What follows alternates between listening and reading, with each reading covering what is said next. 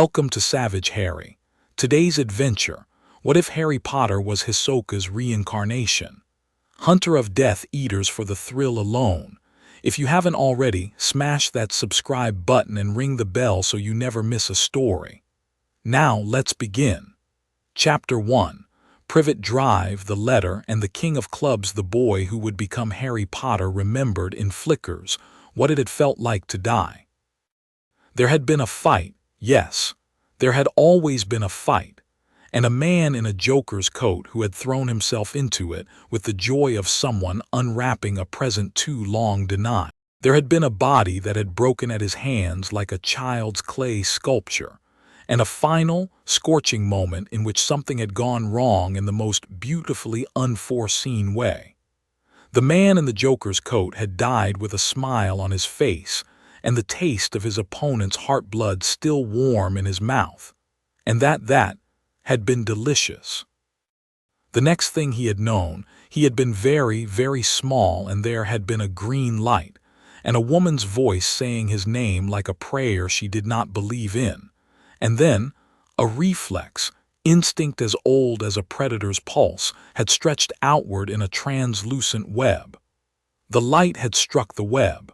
The web had struck the light back. A wail in the dark. A baby's wail, which had startled him quite as much as it had ever startled anyone. He had been someone who had killed grown men with the casual cruelty of a cat batting moths, and now he was something the size of a melon with bones like rotini, and he could not, despite considerable effort, stop crying. It had been instructive. 11 years had passed in the smallest house on Privet Drive, and in those 11 years, the boy now called Harry James Potter had perfected the most exquisite mask of his existence. Today, the day the letter came, he was awake before dawn. He always was. In the years since the green light, his body had taught him certain truths: that human infants do not sleep, they merely close their eyes and wait, and that the body of a 4-year-old does not respond to the orders one might wish to give it, no matter how clearly the older soul behind those eyes phrased them. So he had been patient. He had been patient in the way that a knife is patient in its drawer. He had also been polite. This was the part that had taken practice. Hisoka, for so he still thought of himself in the private grammar of his own mind, was not, by inclination, a polite person. He found politeness boring and a little contemptible, in the way one might find a man who carried an umbrella on a cloudless day to be a man not worth fighting. But the small body had been a useful constraint. The small body had taught him that strength denied is strength deepened, that an apex predator who pretends to be prey eats better than one who roars. So he had become polite. He had become very polite. He had said yes, Uncle, and yes, Aunt Petunia, and yes, Dudley, and he had taken the blows and the slaps and the cupboard, and he had watched. He had watched, in particular, the auras. That had been the great surprise of this new life, that he could still see them. The colored thumbprints that surrounded every breathing thing, the same brutal honesty that had made him the gambler he had been. Aunt Petunia's was the muddy gray pink of someone who hated very precisely. Uncle Vernon's was a bruise of orange and the dull yellow of an old kitchen sponge. Dudley's was the soft, fat lavender of an animal who had never been refused anything. The auras were not the same as the ones he remembered. They felt coarser, less individuated. As if everyone in this world were running their souls on the same low setting. But they were there, and that meant the trick of seeing them was, and that meant he was not alone in his old skin. He was, in some essential way, still himself. The other gift he had retained had taken him longer to find. He had first caught it at 4, a sticky reach of will out of his small hand, a thread of something translucent that had dropped from his palm to the floor like spit. He had been delighted. He had practiced quietly through the years. The threads of his gift now stretched, in this new world with a strange new flavor. They tasted of the same magic that puffed out of Aunt Petunia's flowers when she watered them, and they obeyed him with the cheerful obedience of a thing that had decided, on first acquaintance, that he was a god. He could stretch them across the cupboard. He could anchor them to the ceiling and swing, soundlessly, in the dark. He could pluck the cat flap latch from across the kitchen by hooking a finger through a strand fine as a spider's web. He could, on the worst nights when his uncle had drunk and his aunt had taken the door of his cupboard off its hinges in order to throw something at him, catch the thrown thing in midair on a strand thinner than dust, and let it drop gently into his lap, in such a way that to Vernon, looking on, it seemed to have been a miss. He kept all of this hidden. The Dursleys would have killed him if they had known, which was, he understood, the precise point.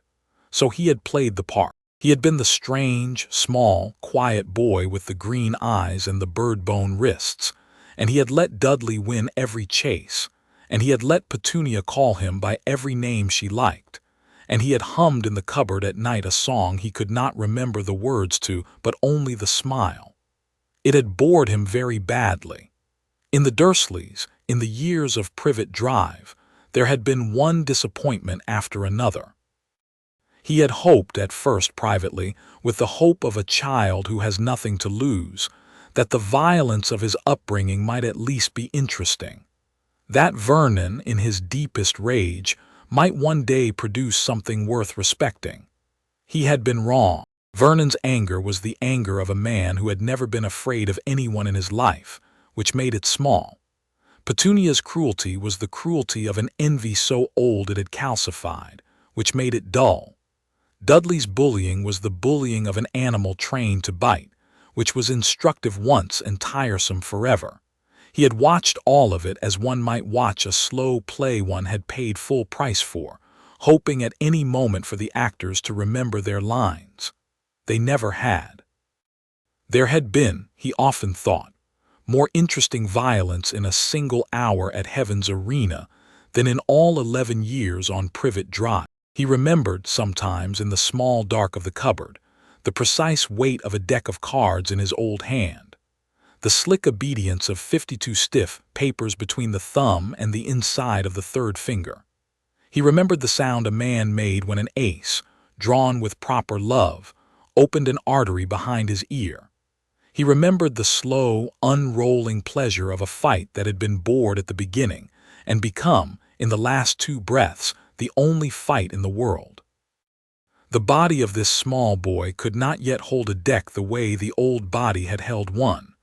The body of this small boy could not yet do anything but submit and watch. So he watched. He watched and he remembered, and he kept the slow, steady weight of his patience under his breastbone, the way a man keeps a wax paper packet of black powder under his coat, dry, dry, dry, for the day it will be needed. There had been a single moment when he was 7, when he had nearly given himself away. It had been a Tuesday in summer. Dudley and 3 friends had cornered him behind the back fence, and one of them, a boy named Piers, had been the kind of small, cruel animal that another small, cruel animal can recognize across a crowded room. Piers had taken a length of garden hose to his ankles. The older soul in the body of the 7-year-old had felt, behind its breastbone, the slow opening tick of his old amusement, and his hand had wanted, in the particular way that the body remembers a habit before the mind has approved of it. His hand had wanted to reach into the wet summer grass and pluck 3 blades and turn them, with a flick of will, into 3 slender things that could slip between Piers's small ribs. He had not, of course. He had let himself be hit.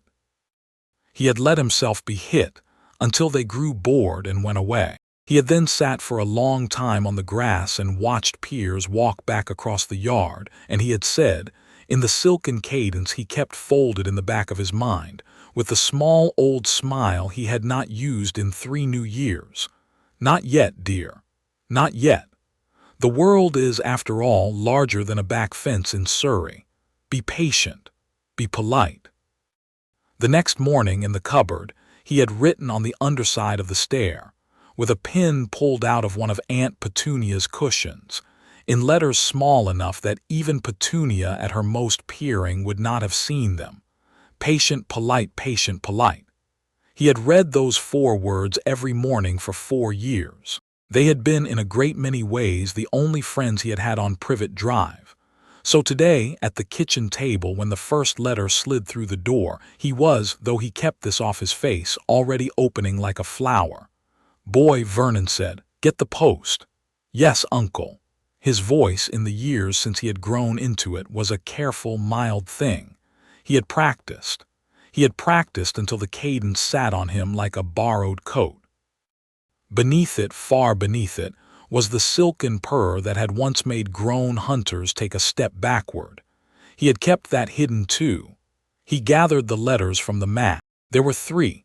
A postcard from Marge, a brown bill, and an envelope of heavy yellowed parchment with a wax seal the color of arterial blood, the address inscribed in green ink in a hand that had clearly enjoyed itself in the writing. Mr. H. Potter, it read. The cupboard under the stairs, 4 Privet Drive, Little Winging, Surrey. He held the letter up to the kitchen light. He felt beneath the surface of him in the place where for 11 years he had buried the smile he had been famous for in another life, a single, slow note of interest. A single pluck, like a finger on a wire. Whoever had written this knew where he slept, knew in fact the precise architecture of his nightly humiliation. There was in that the suggestion that he was being watched. There was in that the suggestion that this world might after all contain people worth meeting. His mouth did not move, not yet. "Boy," Vernon barked, "what ray you dawdling at?" "Nothing, uncle." He set the postcard and the bill on the table beside Vernon's plate. He kept the parchment letter against his chest. Vernon's small, wet eyes flicked up. "What's that you've got?" "It seems to be addressed to me, uncle." A soft, careful, blameless voice. The voice of a boy who had no idea whatsoever what such a thing might mean. He turned the envelope so Vernon could see the name. The change in Vernon's aura was the most interesting thing that had happened in the Dursley household in 11 years. The orange bruise color drained. The way blood drains from a man who has just understood he has been shot, and was replaced by a thin, hectic, nauseated green. Petunia, across the table, made a sound like a kettle pulled too soon from the stove. "Give that here," Vernon said, in a voice that had gone several octaves above the voice of a man, and Harry, with the politeness of a boy who had been raised to it, handed the envelope over. Inside him, very quietly, a small bell rang. What followed across the next 4 days was the sort of thing a younger version of him would have found beneath comment. Vernon screamed at the post. Vernon nailed the letter slot shut. Vernon hauled the family to a rocking shack on a black rock in the middle of the sea, in flagrant, sweating, screaming denial that anything in his life had ever been larger than he was. The boy with the green eyes watched all of it with the inner calm of a hunter on a hunt that was, however gauche, finally underway. He was patient. He counted the letters. He let his thin, invisible threads catch a pair of them, when Vernon would otherwise have flung them all into the fire, held them mid-flight so they only seemed to flutter against the chimney brick and fall, and Vernon, sweating, kicked them in and never noticed that 2 had not gone. He read them later with a small private smile in the cupboard by the light he made from a single strand laid against his finger like a glowworm. Hogwarts, a school, a list of equipment, a castle, owls. Headmaster, Albus Dumbledore, and a great many initials after the name. He memorized the address before he tore the parchment, and he tore the parchment because the small body of the 11-year-old he was wearing was still a body that could be searched. He folded all of this into himself and waited. On the 4th night, in the rocking shack on the Black Rock, the door came off its hinges, and a giant ducked in out of the rain. The boy with the green eyes sat up in his blanket on the floor, looked across at the giant, and the giant looked back, and the giant said, in a voice like a friendly avalanche, "Sorry aboo that." It would have been very easy in that moment to laugh. The boy did not. He had practiced. The wizarding world. The phrase, when Hagrid finally said it some hours later, came down on the boy with the green eyes and the silken purring voice he kept folded away like an old kimono, came down on him as a hand of cards spreading, fan by fan, in a dealer's grip. He took the news the way a starving man takes a meal, with grave, careful, mild gratitude, with his eyes lowered. He did not let Hagrid see how badly he wanted to laugh. A world of magic, Hagrid said, and the boy thought. A world of opponents. A school of magic, Hagrid said, and the boy thought. A garden of fruit, some ripe, some not. The boy who had killed me, the name fell into his head with the small, flat click of a coin into a slot, Voldemort. There had been a man. There had been a curse. There had been a green light. He felt the small old shape of his scar under his fringe, and he thought, with the silken purring grammar he kept locked in a small box at the back of his ribs, oh, very good. Club suit, he thought, 11 years. 11 years with no one of any caliber to play with. He thought, looking at his own white-faced, polite schoolboy reflection in the rain-streaked window, we will find this Voldemort, dear. We will find him. And we will see what fruit he has put on the vine for us, in 11 years of being missing. The Leaky Cauldron was a dim little tavern that smelled of beer and parchment, and something older than either. Harry, the body still answered to Harry, he had decided early to make peace with this, stepped through the back archway into Diagon Alley with the giant at his shoulder, and for the first time in 11 years allowed his aura ever so slightly to widen. Just a sliver. A finger's breadth of his old self, the bruised gold and bone white of the predator he had been. He stretched it the way a snake stretches the slack out of its body when warming on a rock. He did not make it visible. He made it tactile. He let it brush, just barely, against the auras around him. He had wanted to know what was out here. He had wanted, in particular, to know how strong the strongest of them was. The answer was middling. He kept the disappointment off his face. Of course he did. He had been keeping things off his face for 11 years. But beneath the green eyes the boy he had been took a small, careful breath of resignation. He had thought, perhaps, that the world that produced the green light and the scar and the parchment would also produce things to chew on. Instead, what he sensed in the bustle around him was the same coarse, low-grade signal he had been sensing in the Dursleys, only spread thicker, like jam over a wider piece of toast. Witches. Wizards.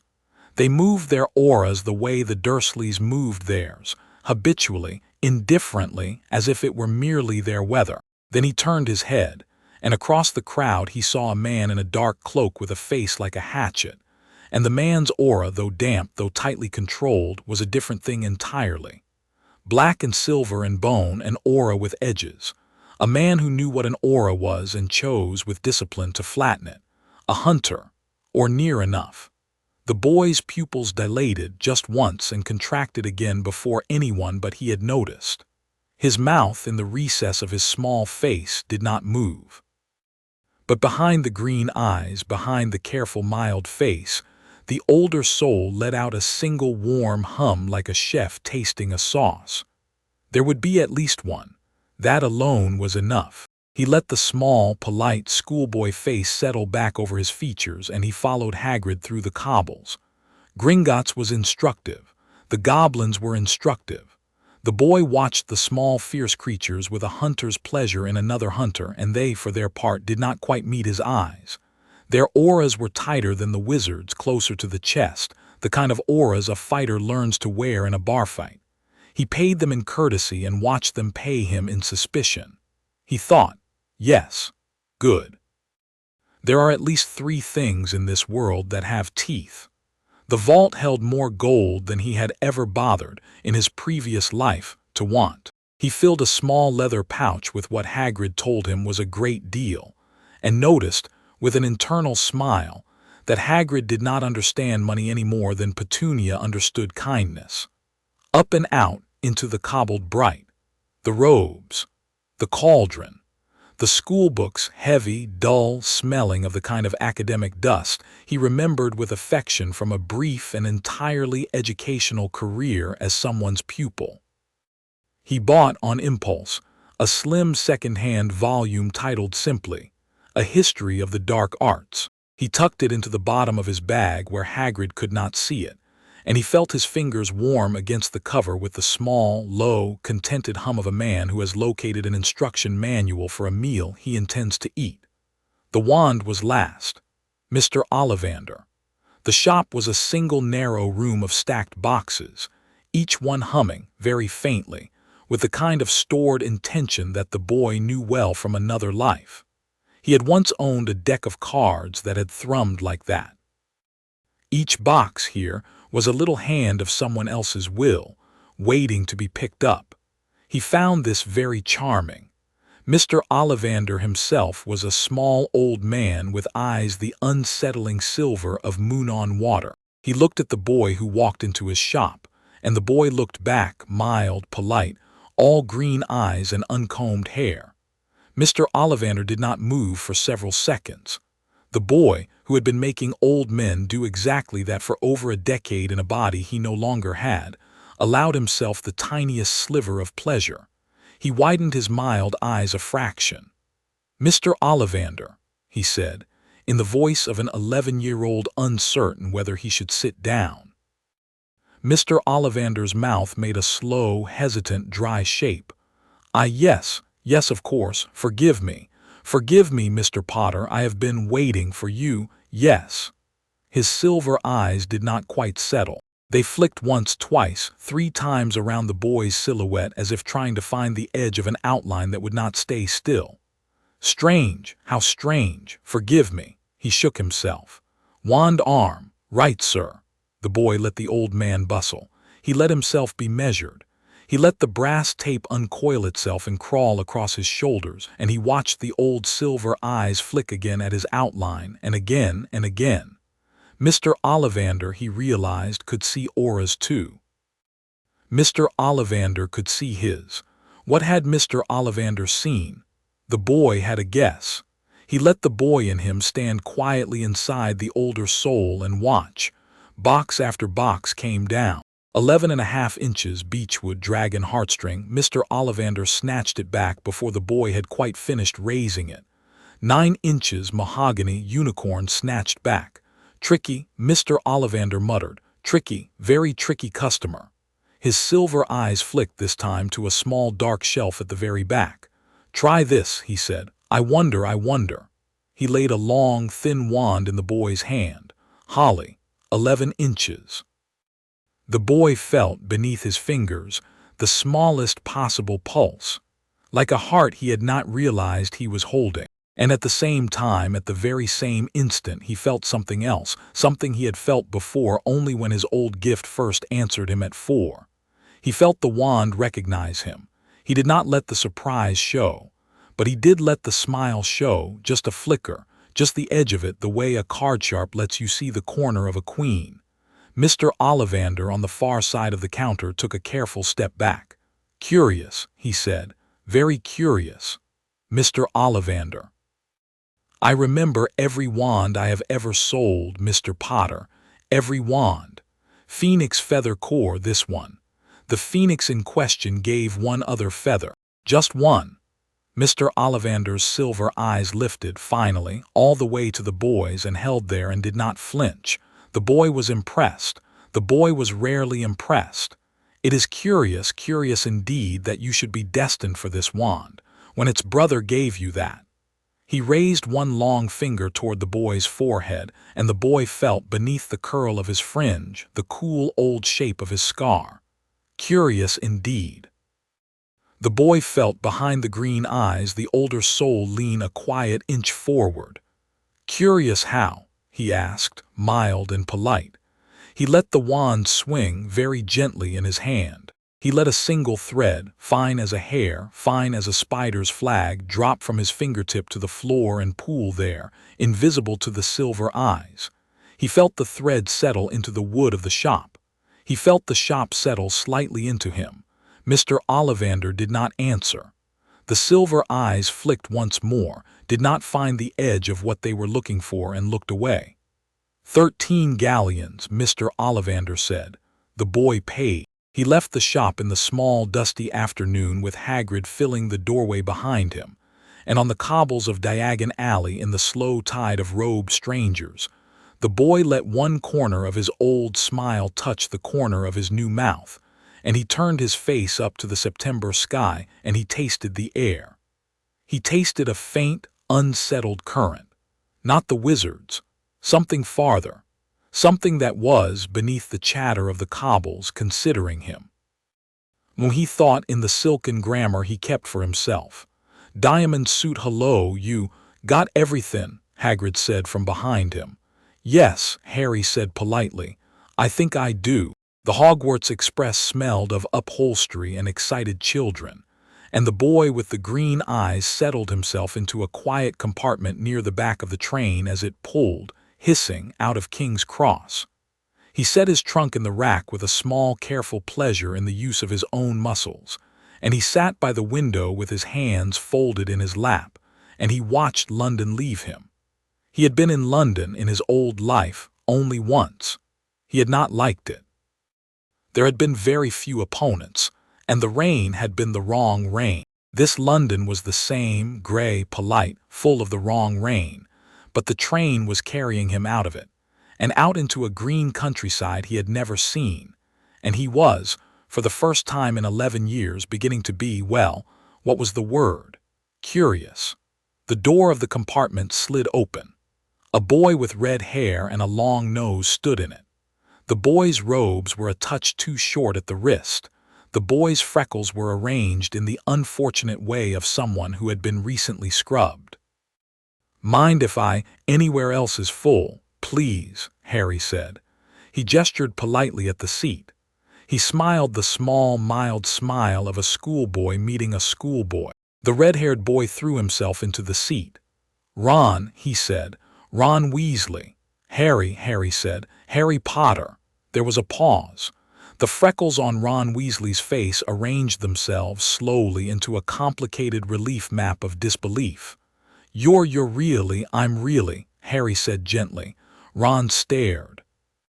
Then Ron looked away, and then Ron looked back, and then Ron's freckles redistributed themselves into the wholly different relief map of a person who had decided, very quickly, that the famous boy in front of him was not, on the surface, frightening, and was therefore probably a friend.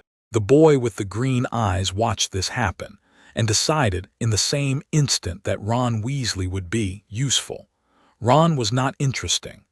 Ron's aura was the cheerful muddy red of a boy who could be relied upon to be exactly what he was on every day of his life. Ron would be, in this new life, a perfect alibi. A friend so consistent he could not, even if he tried, see through anything. Ron would be Harry Potter's anchor to the surface of the water, while the older soul beneath did what it did. The boy with the green eyes smiled the bright, schoolboy, polite smile of a boy meeting a friend and let himself say, with proper, careful, 11-year-old wonder, "Are all your family wizards, then?" Ron lit up like the sun. The decision was made then quietly in the small, green-eyed boy's head. "This one I will not eat. This one I will keep."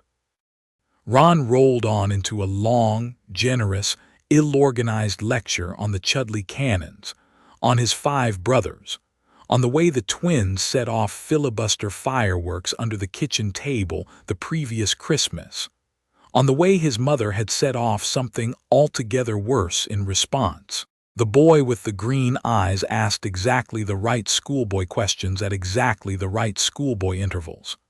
"Where do you sleep? What does your father do? What is the ministry? What is Quidditch? Why is the cannon's record so awful? Who is Charlie and Bill and Percy?"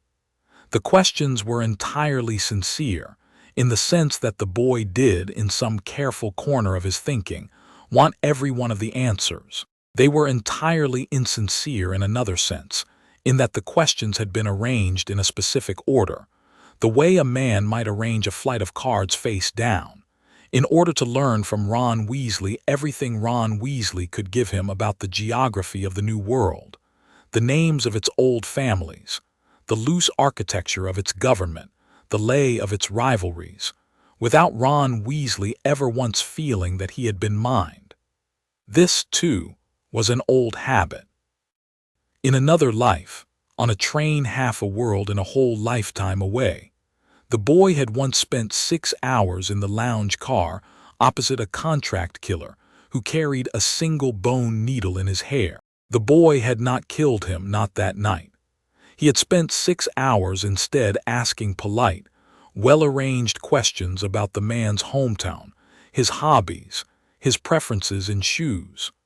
The needleman in the morning had risen from his seat, genuinely fond of the small, bright-eyed traveler opposite him. The boy had retained, in the long catalogue at the back of his mind, every single fact the man had let slip, and had then, 2 months later, walked into the man's apartment on a Tuesday with a deck of 52 cards and the cheerful smile of a friend stopping by, and had walked out an hour later with the man's name crossed off the list. It had been pleasant work. Tonight, on a different train in a different world, the small green-eyed boy did not have a name to cross off.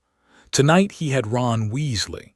He listened, in proper schoolboy delight, to the names of every Weasley brother and the precise number of times Fred had set Percy on fire in the last 12 months. He laughed when Ron expected a laugh. He frowned mildly when Ron expected sympathy.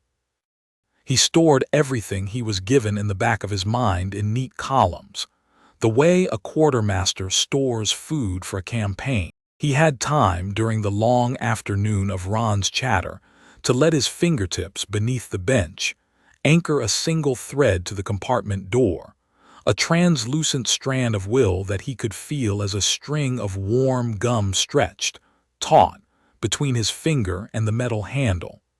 It was the smallest possible application of his old gift. He had begun to call it, in the privacy of his head, by the same name he had given it in the old life, but he did not use that name aloud, even to himself, more than he had to. There was, in a strange new world, a small superstition against tempting the language of a former life. He let the thread, instead, just be a thread. He stretched it across the compartment. When the bushy-haired girl slid the door open some minutes later to ask, in a clipped, anxious, beautifully clear voice, whether anyone had seen a toad, the thread caught the door on its rail and held it open the precise extra inch that allowed her to peer all the way inside. The girl stepped into the compartment and looked at the two boys. The boy with the green eyes behind his careful, mild face let his eyes shift to her aura. He stopped internally, the way a fighter stops between two breaths. Her aura was the cool, contained, layered gray-white of a person who had taught herself, all on her own, to think. It was not the bright, sloppy aura of the children in this train. It was an aura that had taught itself a discipline no one had asked of it. He had seen in his old life 3 such auras, all of them on grown hunters who had earned them. He saw now that this aura belonged to a girl of 11 who had not even been told yet what an aura was. Interesting. Interesting, interesting. You've not seen a toad, have you? She said. Sorry, said Ron. No, said Harry. I haven't. Has it been gone long? She told them. She told them as if she had been preparing the report in her head the entire length of the train. He listened. He listened the way he had once listened to opponents naming their attacks. Behind his careful, polite, mild face, the older soul leaned a fraction further forward and considered and decided. This one, not to eat, to keep. In a different category from Ron Weasley. To keep because of all the unripe things in this train, this small bushy-haired girl had the only aura he had seen in 11 years that had built itself. What's your name? He asked. Hermione, she said, very precisely. Hermione Granger, Harry Potter. Yes, she said, I know. I read about you in 3 different books before I came. Her eyes, which were brown, sharp, watchful, flicked once over his face. "You're very calm for the famous boy in the books," said Harry, the politely mild boy. "Am I?" "Yes," said Hermione Granger. "You are." Behind the green eyes, the older soul felt, for the first time in 11 years, a thing he had thought he had left behind in the body he had died in. He felt seen. He did not let it touch his face. "Well," Hermione said, "I hope you find the toad. Tell me if you do." She turned to go, paused at the door which the boy noted with a small, approving pleasure. His thread still held open at exactly the extra inch, and looked back. "Both of you," she said, "should probably change into your robes. We'll be there in less than an hour." The door slid shut. The boy watched the door close on its rail. He let the thread very gently dissolve. He sat for a long, quiet moment, and he tasted the new air in his lungs, and he felt, for the first time since the green light, something close to anticipation. He named it because he had decided long ago that he would allow himself to name only one feeling per period of his new life.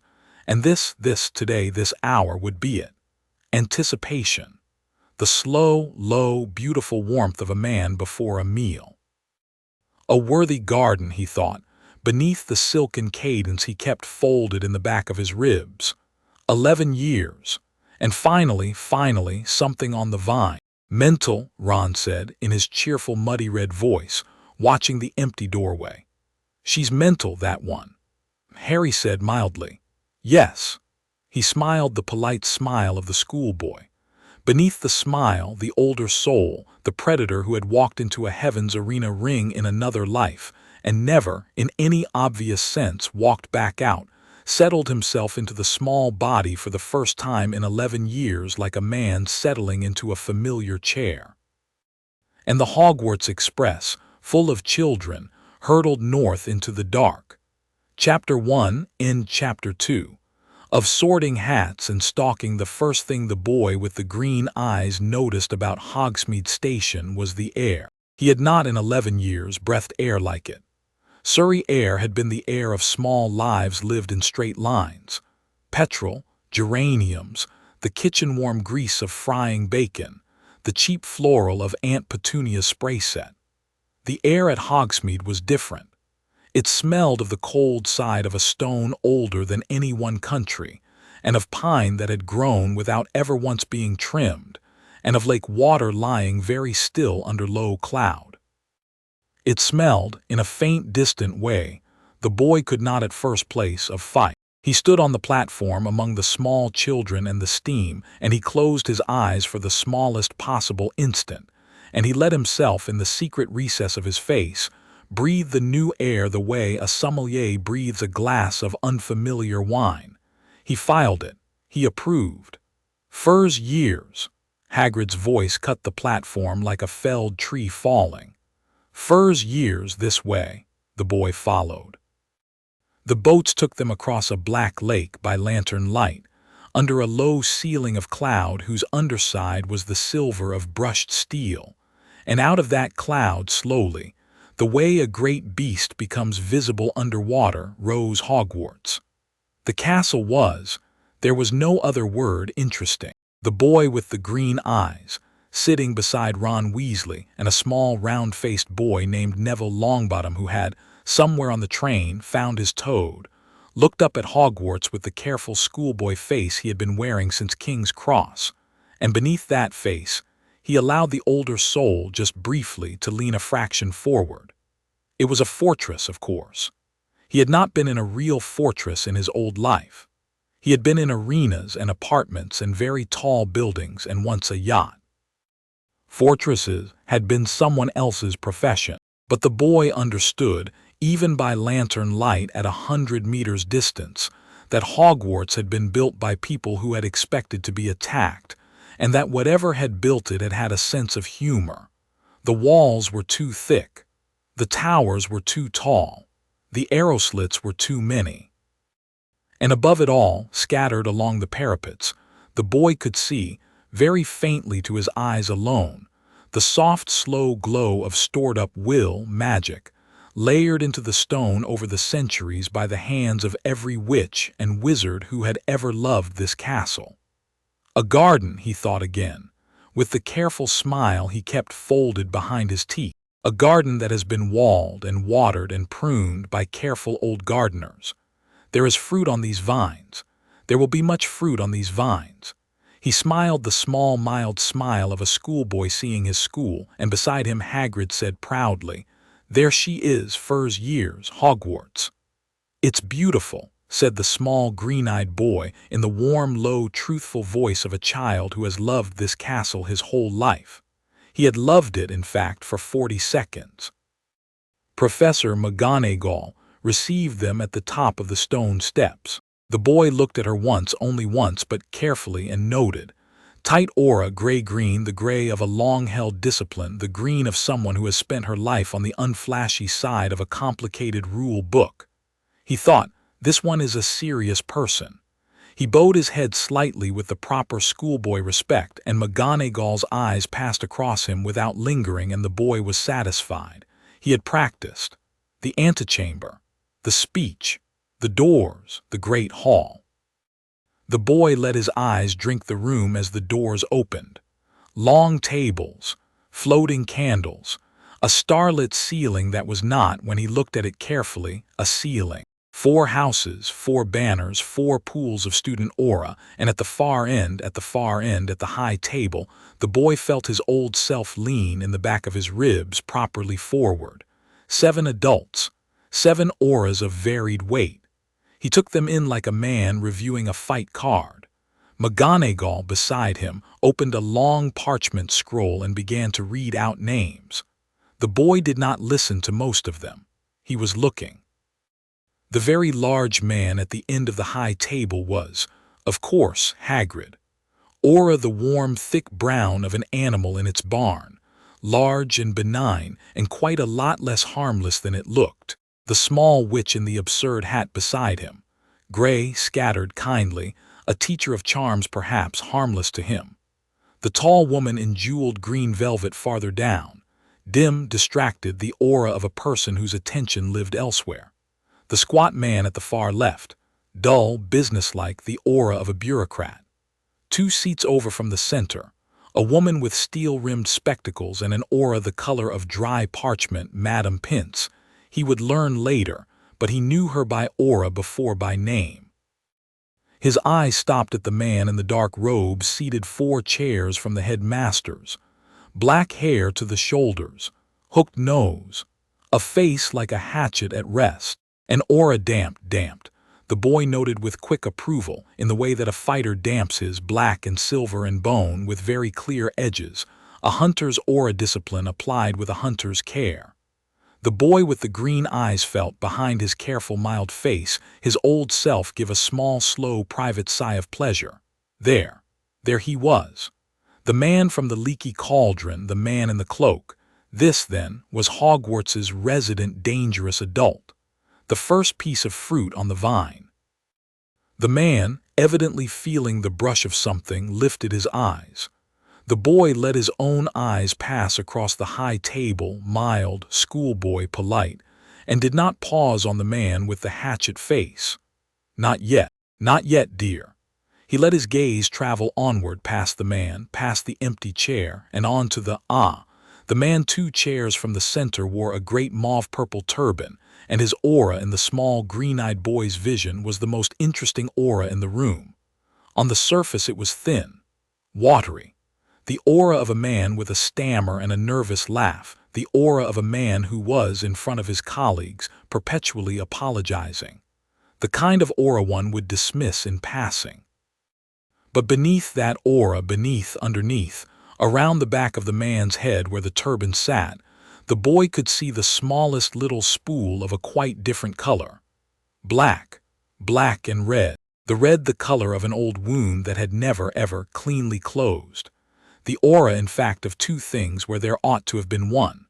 The boy did not let his face change, but his old self beneath the boy sat up.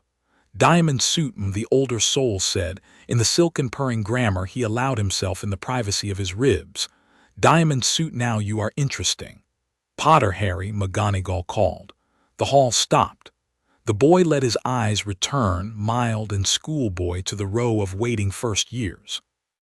He stepped forward, He walked the long aisle between the 4 long tables with the careful, slow walk of a child who knew his name was being whispered, with the mild blush of a child who was a little frightened, and with, beneath the careful, slow walk and the mild blush, the slow, easy gait of an old predator coming up to take its first slice of meat at a banquet. He sat on the stool. McGonagall lowered the hat onto his head. The hat said, "Oh." The boy heard the word inside his own skull, in a voice that did not belong to him. The hat said after a moment, "Oh, well, well, well, well, well, well, well, well." The boy behind the green eyes in the silken grammar he kept folded for himself said mildly, "You are," said the hat, "a very interesting boy." "Am I? You are 2 boys. You are 2 boys in one body. It is a long story, I am sure." "Is it?" The hat seemed to chew on this. The boy felt the hat extend in the back of his head a slow, inquisitive tongue. The boy let it. The boy was not afraid of the hat. The boy had not been afraid of anything in 11 years. The boy was, however, interested in the hat. The hat was fascinating, in fact.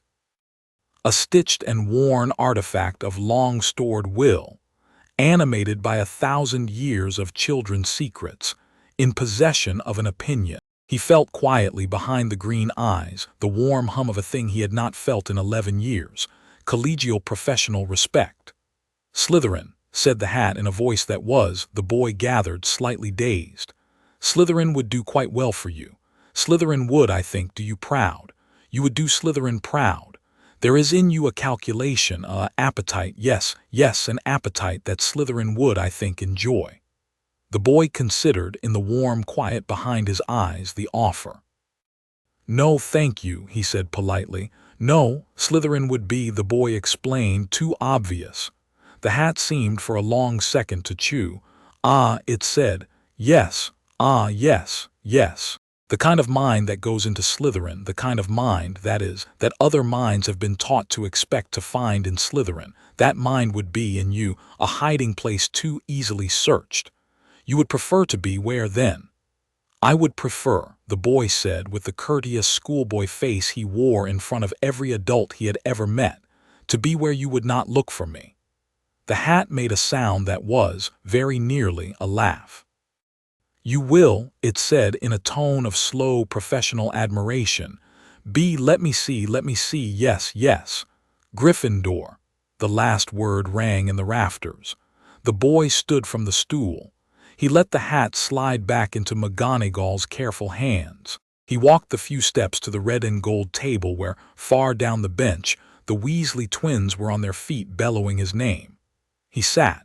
He smiled the mild, slightly stunned smile of an 11-year-old who has just been celebrated. He let himself be clapped on the back by the older Weasley boy in spectacles. He let himself blush and look down, and accept the goblet of pumpkin juice he was handed. And all the while, in the slow, easy quiet behind the green eyes, the old self thought, "Yes, good. Gryffindor will do. Gryffindor will hide me beautifully. No one will look for me in red." The feast filled with food. The boy ate, with the proper schoolboy hunger of a boy who had spent 11 years on Petunia's slim portions. He sampled, with quiet, careful attention, every dish on the table. He had not, in 11 years, eaten food this good, and he found beneath his mask that the body of an 11-year-old does experience pleasure at roast chicken, and that this pleasure is in fact not contemptible. He had time, between courses, to listen to Percy Weasley introduce all the teachers down the high table, in the helpful, precise voice of a boy who took his prefect badge very seriously indeed. The man with the hooked nose was Professor Severus Snape, Master of Potions, head of Slytherin. The Weasley twins, Percy whispered, had a long and uneven history with him. First years would, Percy felt, want to manage their expectations. The boy with the green eyes in the back of his mind opened a new column under the name SEVERUSSNAPE and began mildly to fill it in. The man in the mauve-purple turban was Professor Quirinus Quirrell, Defense Against the Dark Arts. He had, Percy explained in tones of polite regret, been a perfectly capable teacher of Muggle studies until last summer, when he had taken a year's sabbatical abroad and come back nervous, stammering, and altogether less impressive. There was, around Hogwarts, a great deal of speculation. Garlic, Percy added with a small disapproving sniff, had been involved. The boy did not let his face change. The older soul in the back of the boy opened a second column under the name QIRNUSQIRRELL, and a third column under no name at all but only a question mark and a careful small drawing of a turban, and beneath that question mark wrote, in the silken grammar of his old self, in letters only he could read, "Ripe, but not yet. Wait." Up at the high table between courses, the man with the hatchet face, Snape, raised his eyes once more, this time deliberately, and looked across the hall. He looked, the boy realized, directly at him. The boy felt, beneath the careful mild face he wore, his old self perform, with the slow, lazy pleasure of a predator turning to face a colleague at a watering hole, the briefest possible tilt of its head. Snape's eyes, black, sharp, very deep, went still. For 3 seconds across the length of the great hall, two predators looked at each other. Then the boy with the green eyes lowered his chin politely, in the proper bashful gesture of a small first-year embarrassed at being noticed by a teacher, and turned his attention, with great well-mannered care, to his plate. Snape, 4 chairs from the headmaster, did not look at him again for the rest of the feast. The boy filed this. He stored it under SEVERUSSNAPE. Item 1. He saw me, and he looked away. The Gryffindor common room, when at last he saw it, was a tall, round, red and gold cavern of squashy armchairs and arched fires. The boy's dormitory, when at last he climbed to it, was a long, high room with 4-poster beds and arrow-slit windows. The boy with the green eyes stood at one of those windows for a long time after Ron Weasley had fallen asleep, and he looked out at the dark Highland country, and at the Lake Silver under moon, and at the distant ribbon of the road that ran east toward Hogsmeade. He had not, in 11 years, seen so much sky. He breathed. He let one finger touch the cold leaded glass of the window. He sent, very gently, a single transparent strand of will out of his fingertip, down the cold stone of the castle wall and out across the dewy grass, and he let it stretch, light as a girl's whisper, all the way down the slope of the lawn to the bank of the lake. The strand caught nothing. He had not asked it to. He had only, in his first night at Hogwarts, wanted to know the shape of the air. He drew the strand back. He turned from the window. He climbed into his 4-poster bed. He slept the small, careful schoolboy sleep he had practiced for 11 years on Privet Drive. In the back of his head, all night, in the slow quiet behind his closed eyes, his old self was making lists. The first week was a kind of slow, careful inventory of the world. The boy had not, in his old life, been a methodical person. Methods had bored him. But the small body he was wearing required methods, in the way a beginner at a musical instrument requires methods to reach what an old hand reaches without thinking. So he was patient with himself. So he was methodical. So he kept his schoolboy schedule precisely. In charms, he watched Professor Flitwick balance, with his small, careful old hands, the floating feather charm above the desk. The boy did not raise his wand to imitate, not at first. He watched. He watched Flitwick's aura in particular. He watched, as the feather rose, the way Flitwick's aura sent out a single steady warm thread to the feather and held it there, a thread the boy could see, plain as a kitchen tap, even though no one else in the room could. He filed this. So the wand merely is the channel, he thought.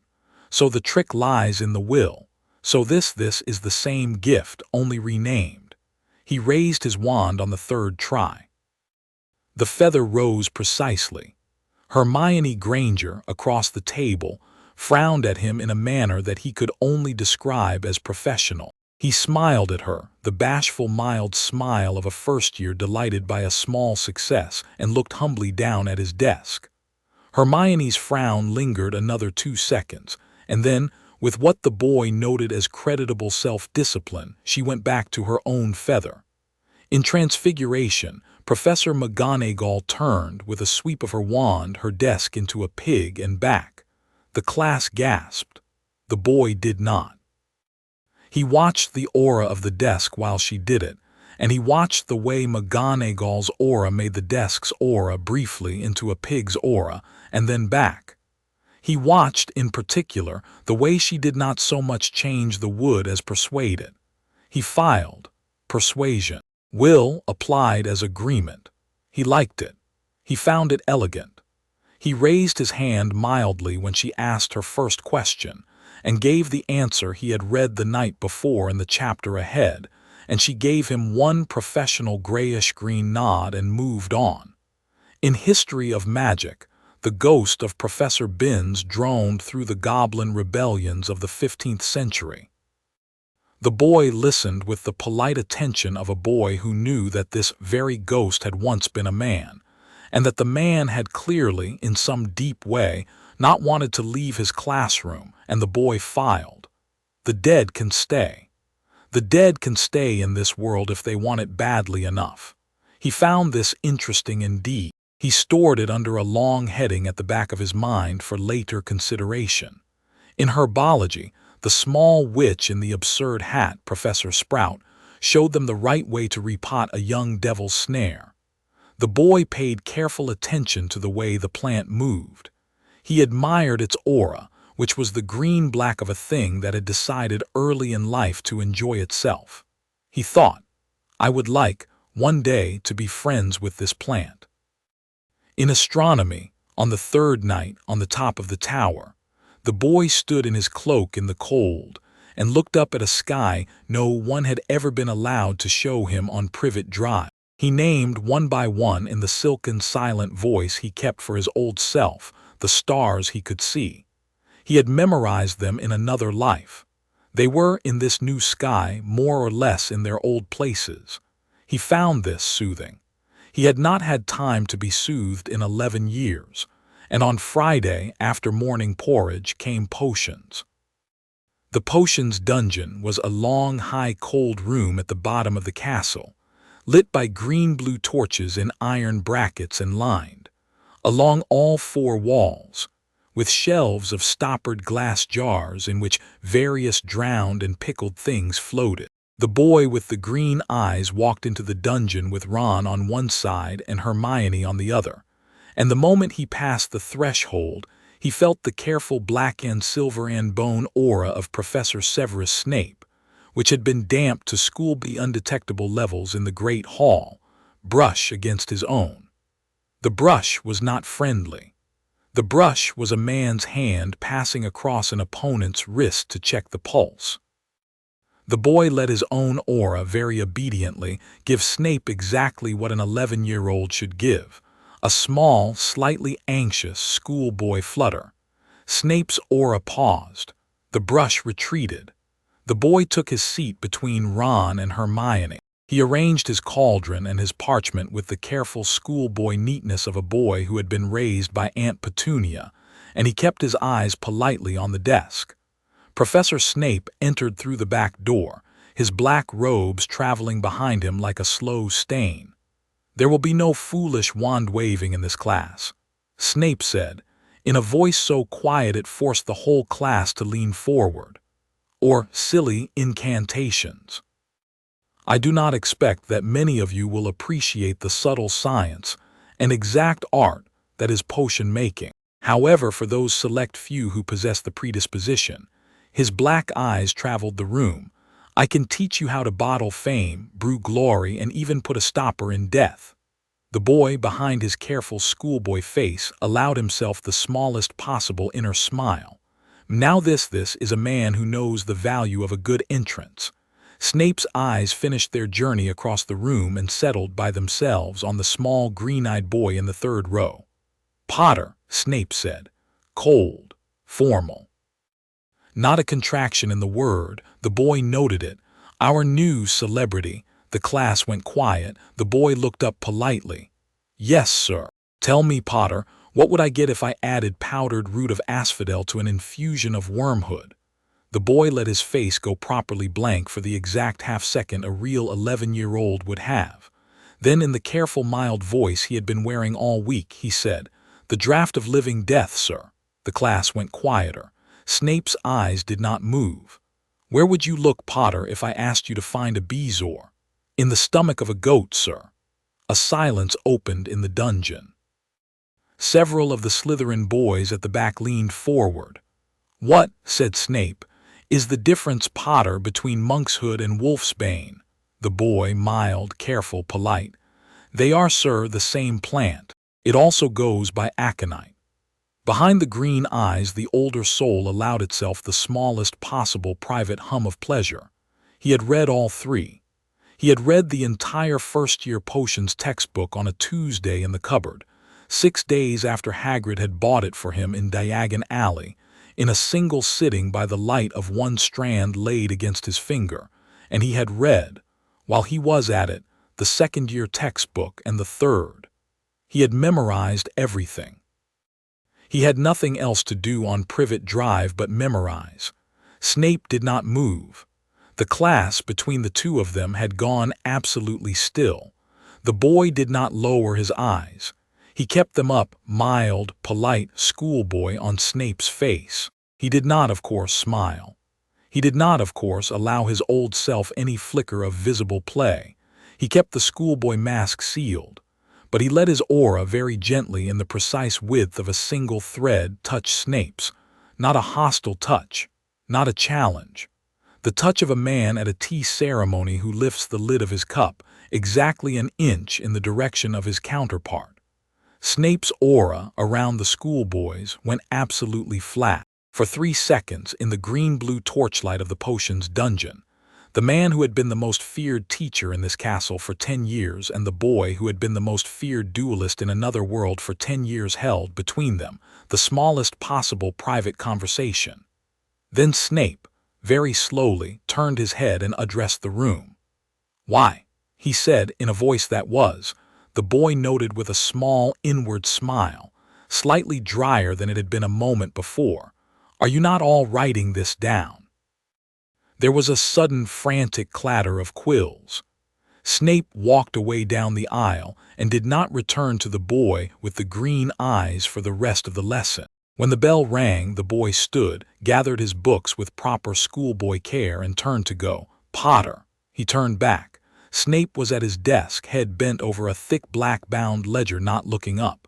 "In future," Snape said in the cold, formal voice he wore in front of his class, never a contraction, "you will refrain from displaying your reading.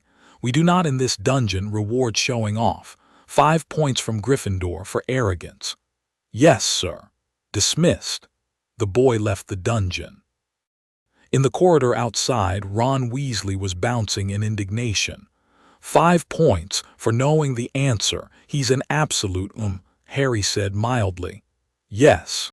Hermione walked on the other side of him, and Hermione, the boy noted, was not bouncing.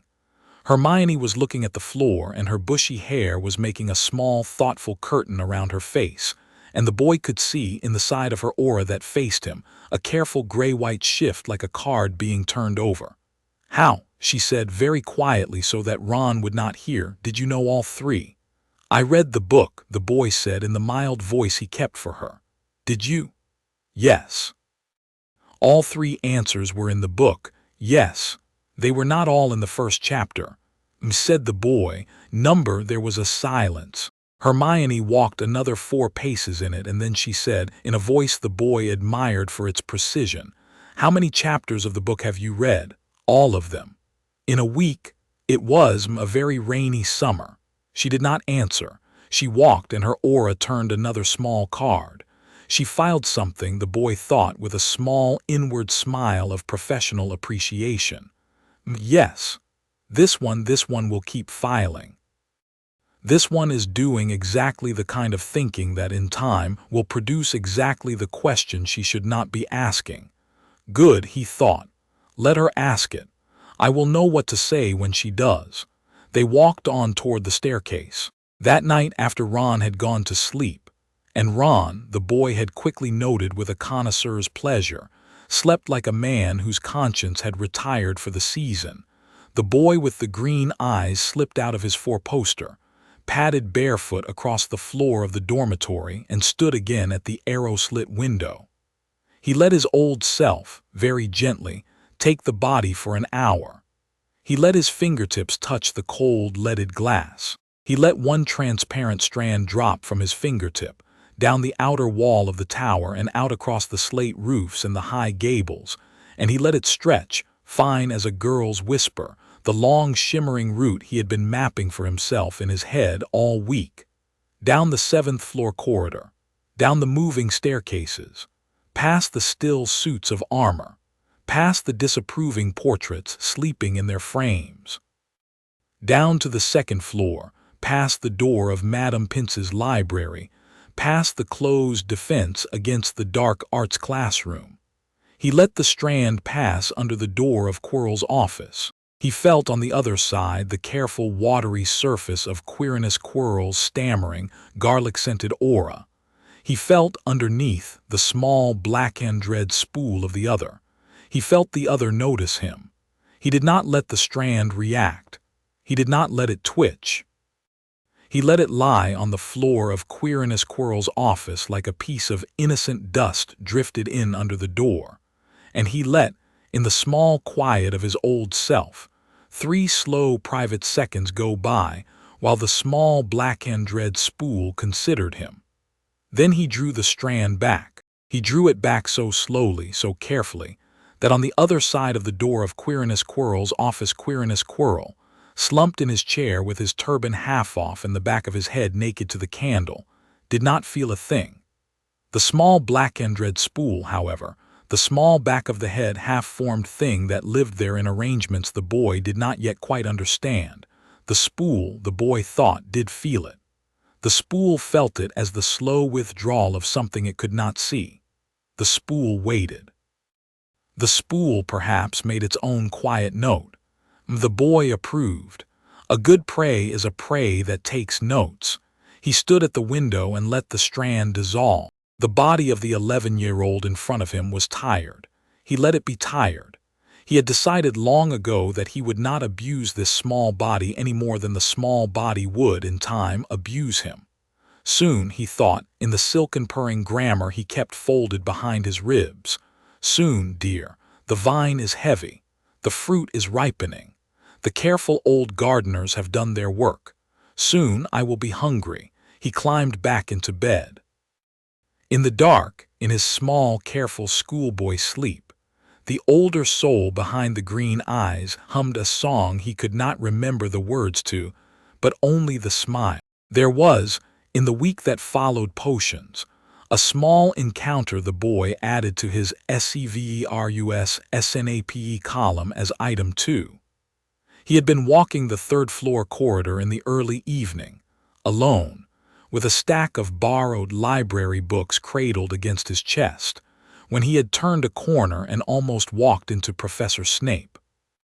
The man was striding the other way, robes traveling behind him, with his attention fixed on a sheaf of papers in his hand. He saw the boy a foot in front of him with a fraction of a second to spare, and pulled himself up with the controlled jerk of a fighter who had narrowly missed a stare. The boy stepped politely back. "Excuse me, sir." "Potter," Snape's voice was, the boy noted, the precise dry tone of a master at a tea ceremony preserving the form when the form has lost its meaning. "Watch where you are going." "Yes, sir. I am sorry, sir." Snape's black eyes flickered very nearly up to the boy's face.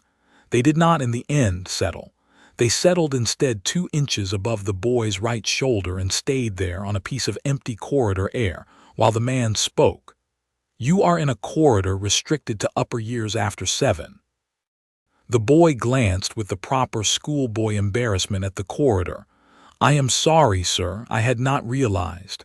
It is posted on the staircase landing. You will read the signs." "Yes, sir." 5 points from Gryffindor." "Yes, sir." Snape's eyes did not, in any of this exchange, touch the boy's face. The boy let his own face stay schoolboy meek and schoolboy polite, and he let his old self, behind the green eyes, lean a careful inch forward and watch in mild fascination. The way Snape's aura, that black and silver and bone discipline, was, in the boy's presence, holding itself perfectly still. The way an animal in deep grass holds itself still when something larger has passed within scenting distance. He had never, in his old life, been the larger animal at a watering hole and the smaller animal in the same encounter. He had only ever been the larger. It was a small, unfamiliar pleasure to watch a fellow predator, of nearly his own caliber, instinctively understand without permitting himself to know. Snape, having delivered his points, swept on past. The boy watched the black robes pass him in the corridor with the courteous mildness of a small first-year just rebuked. Then behind the green eyes the older soul allowed himself the precise smallest possible smile. Item 2, he will not look at me. Not once. Not even when he means to. He filed it. He kept walking. There was, in the same week, a small encounter with Headmaster Dumbledore. The boy had been on his way back from supper one evening when he had passed the headmaster in the entrance hall. The old man, who had not seen him until the boy was already at his elbow, had stopped, the way a tall traveler stops when a butterfly settles on his sleeve. "Ah," said the headmaster with the kindly small surprise of an old man encountering, by chance, a child he had been quietly thinking about. "Mr. Potter, settling in?" The boy looked up, properly, mildly schoolboy. "Yes, sir." "Thank you, sir." The headmaster's aura, the boy noted in the unhurried back of his attention, was an aura quite unlike any other in the castle. It was very old. It was very deep.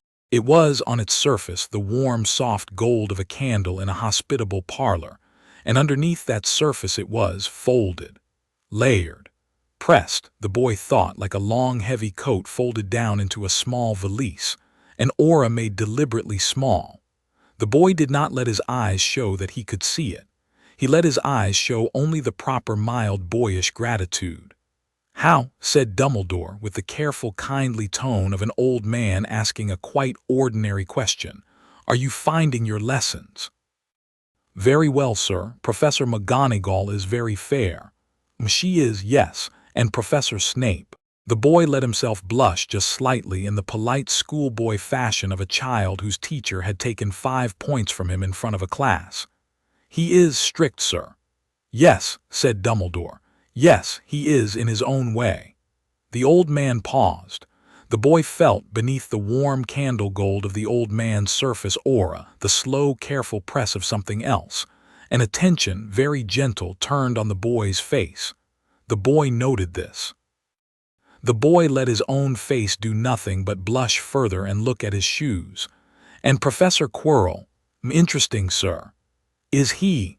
the boy thought in the silken purring grammar he kept folded for himself. "Oh yes, you old fox. Oh yes, you." He kept his face on his shoes. "He stammers a great deal, sir. I find the lessons hard to follow." "Yes," said Dumbledore after a small pause. "Yes, that is, yes." His warm, soft gold aura, the boy noted with private pleasure, drew itself a fraction back. The old man had not gotten quite what he had been looking for. The old man was, like Mr. Ollivander before him, peering at the edge of an outline that would not stay still. And the old man, like Mr. Ollivander, was a person too courteous to ask aloud what he could not place. "Well," Dumbledore said, with the kindly small smile of a man bringing a small encounter to a graceful close, "I hope you will come and see me, Mr. Potter, if anything ever concerns you. My door is open." "Yes, sir. Thank you, sir." "Lemon drop." The old man produced a paper bag. The boy took one with the proper bashful schoolboy gratitude and unwrapped it and put it in his mouth. "Good night, Mr. Potter." "Good night, sir."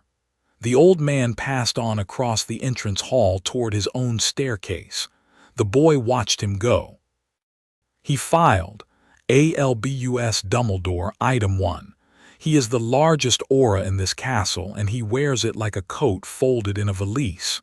He does not yet know what he is looking at when he looks at me. He suspects. He does not know.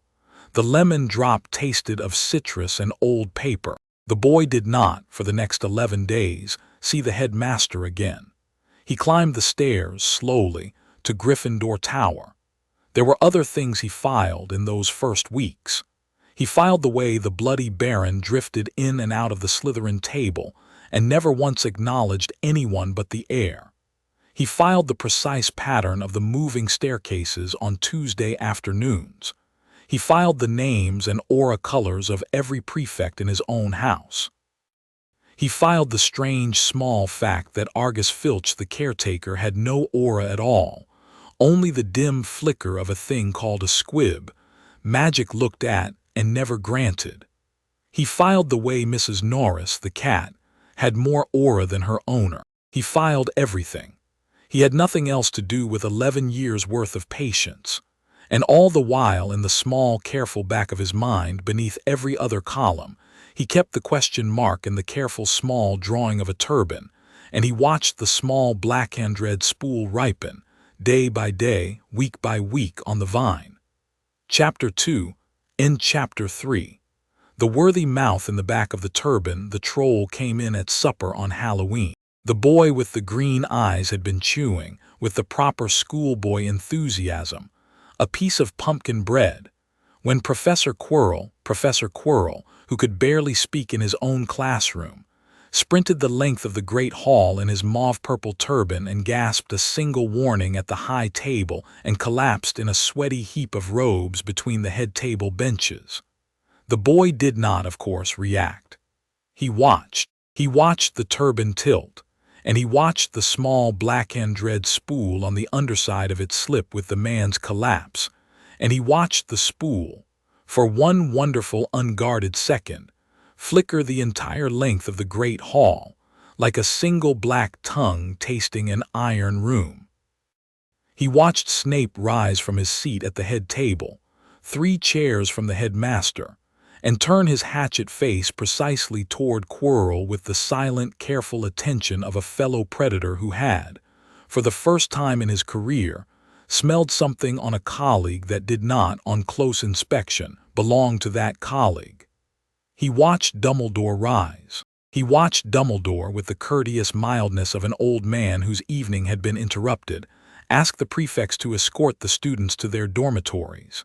He watched, while Percy Weasley shepherded the Gryffindors out of the hall, 4 teachers, Snape, McGonagall, Sprout, Quirrell himself, half leaning on McGonagall's arm, slip away through the side door toward the dungeons. The boy filed all of this. He let his face stay schoolboy startled. He let Ron Weasley beside him panic in the proper Ron Weasley fashion. He let Hermione on his other side set her jaw in the proper Hermione Granger fashion. He kept walking. It was only on the second moving staircase, 3 minutes after the prefects had gotten the Gryffindor first years moving, that he allowed himself, in the silken back of his mind, to admire what had just been done. So the troll was the distraction. So Quirrell and the other, wanted us off the dungeons for half an hour. So Quirrell and the other wants what is in the dungeons. Or number Quirrell and the other wants what is on the 3rd floor, and the dungeons are the misdirection that draws the teachers away from the 3rd floor. Lovely, lovely. The misdirection of a misdirection, a double feint. There is, after all, a thinking thing under that turban.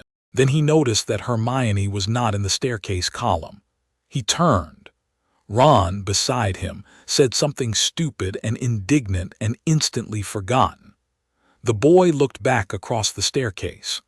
Hermione, he remembered with a slow, careful pleasure, had spent that afternoon in the girls' lavatory on the 1st floor, weeping over a remark Ron Weasley had made about her hair. The remark had earned itself a small private note in the boy's Ron Weasley column under the heading Idiot, Irredeemable, Manage, around certain others. Hermione in her lavatory had not been at supper. Hermione in her lavatory had not heard Quirrell's warning. Hermione in her lavatory did not know about the troll. The boy turned to Ron. he said in the proper anxious voice of an 11-year-old. "Hermione, she does not know about the troll." Ron's freckles arranged themselves briefly into the relief map of an animal that is being asked to do something noble and difficult. Oh, blimey, Hermione. "Come on," said the boy. The two of them peeled off the staircase, ducked into a side corridor, and ran for the first-floor lavatory. The boy ran with the proper schoolboy gait of a boy in a panic. Beneath it, his old self, in the silken back of his mind, allowed itself a small, thoughtful smile. "This," he thought, "will be educational. I have not yet seen a troll. I would like, in principle, to fight one." He had, in his old life, fought many large, stupid things. He had liked it then. He suspected he would like it now. The troll was in the lavatory. It was 12 feet tall and the color of granite gone wrong. It carried a club the size of a man, and it stank, in the small, tile-lined room, of an honest, hard-working animal stink that the boy approved of in principle and not in particular. Hermione Granger was pressed flat against the wall under the sinks, her face the color of unbaked bread, her eyes the eyes of a brain that had, for the first time in its short, well-organized life, encountered the limit of its own usefulness. "Hermione," the boy said, in the careful, warm but mild voice he kept for her, "kindly do not move." The troll turned with the slow, geological inevitability of a landslide. The boy stepped forward into the doorway. Ron Weasley, behind him with admirable Weasleyness, lifted his wand and shouted a levitation charm at the club, and bless his red-haired soul, the boy thought, the levitation charm caught and the club rose, and the troll looked at its own hand with the slow puzzlement of a stupid animal that has lost its only friend. The boy, in the doorway with proper schoolboy fluster, raised his own wand and pointed and cried, quite loudly, "Wingardium Leviosa," the same charm, the same useful pretext. What he actually did beneath the schoolboy fluster was nothing of the sort. He let out of his fingertip, transparent as a girl's whisper, fine as a spider's flag, a single careful strand drop to the troll's foot, and stretch up the rough granite of the troll's leg, and twist itself, sticky as the small old gift remembered to be sticky, into a noose around the troll's ankle. He let out of his other fingertip, a second strand drop to the sink pipes behind him, and twist itself into the iron of those pipes with the proper old life intimacy of a thing that knew how to use a building as a counterweight. Then he stepped, very politely, out of the doorway. The troll lunged. The strand on the troll's ankle anchored to the sink pipes snapped taut. The troll's lunge became a fall. The troll's fall became, with the careful guidance of the boy's quietly trailing finger, a slow, accelerated descent in which the troll's own enormous granite head met, with the dull, ruinous music of a hammer on a melon, the corner of the porcelain sink stand. There was a sound. There was no second sound. The troll lay still, on its belly, in a slow, expanding pool of black blood, with its eyes open in the soft, surprised way that troll eyes are, at the last possible moment, open. The boy let the two strands dissolve. He stepped in the proper schoolboy stagger into the wreckage of the lavatory. He pretended to be appalled. He pretended to be slightly sick. He pretended to be a small first-year boy who had, with his red-haired friend, just stunned a troll by a lucky accident. Hermione Granger, under the sinks, looked up at him with eyes that had, for the first time in their brief acquaintance, left her shock and arrived at something else. The boy, on his way over to help her up, allowed himself, in the silken back of his mind, exactly 1 second of professional honesty. She had seen. She had not understood what she had seen, not in any precise mechanical way. She would not be able to describe it. She would not be able, when the teachers arrived, to say what she had seen, but she had seen, with the part of her that was already a hunter without anyone having told her so, that the troll had not gone over because Ron had charmed its club. The troll had gone over because something else had been done to it, by someone in the room. She would not, the boy thought, be able to articulate this for some time. She might never, but she had seen, and the part of her that had seen was now sitting up behind her eyes and looking at him. He held out his hand. "Are you all right?" he said, mild and warm. Hermione Granger on the floor took his hand. "Yes," she said. She let him pull her up. She let him brush a streak of black troll blood off her sleeve. She let him stand her against the wall while the teachers, drawn by the noise, came pounding up the corridor. When Professor McGonagall, in a green dressing gown, burst into the lavatory and demanded to know what the three of them were doing there, Hermione Granger, the most rule-bound first year in Gryffindor House, opened her mouth and lied. She lied beautifully. She lied that she had gone looking for the troll herself, that she had thought she could handle it, that Harry and Ron had come to find her, that the troll had simply fallen. She lied with the precise, careful inflections of a girl reading from a sheet of paper she had prepared in advance. She lied without once looking at the boy. McGonagall, in her dressing gown, did not believe her. The boy could see that. But McGonagall, that disciplined gray-green aura, that long-held rule-book, McGonagall, after a long, careful pause, decided to accept the lie. She docked Hermione 5 points and gave Harry and Ron 5 each. She sent them up to Gryffindor Tower. In the corridor outside the lavatory, with Ron walking 10 feet ahead in a bright Gryffindor delirium, Hermione Granger touched the boy's sleeve. "Harry," she said, in a voice so quiet the wall portraits could not hear it, "that troll did not fall. Number, I do not know what you did. I will not ask." She walked another 4 paces. The boy walked beside her. He kept the warm, mild face of an 11-year-old. "But," she said, "I want you to know, Harry, that I saw." "I know," he said. She looked up at him briefly, sideways. Her aura, that cool gray-white discipline, had pulled itself, in the encounter with the troll, into a shape 1 shade tighter than before. She had built it tighter herself. He admired her for it. "All right," she said, and walked on. He let her walk ahead. He let her catch up to Ron. He let her shove her way back into the cheerful Weasley delirium of having survived a troll. He stayed 3 paces behind and watched the back of her head. Item 1 on a new column at the back of his mind, opening that night, was Hermionegranger. She has seen, and she will not ask, and she has decided to stay. He filed her not under prey. He filed her not under useful. He filed her under a 3rd heading he had used only twice in his entire old life, and not once in this new one. The heading read, "Colleague." The boy, in the back of his mind, allowed himself a small, private, warm hum.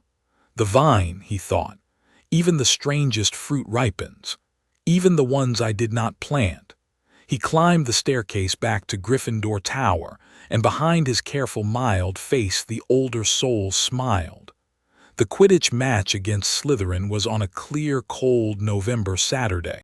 The boy, who had been picked for the seeker position 3 weeks before, Madame Hooch, having watched him snatch a slow-falling Remembrall out of the air in flying lessons with the lazy, easy grace of a man catching a thrown drink, sat on the broomshed bench beside Oliver Wood and listened, with the proper schoolboy attention, to a long, worried lecture about strategy.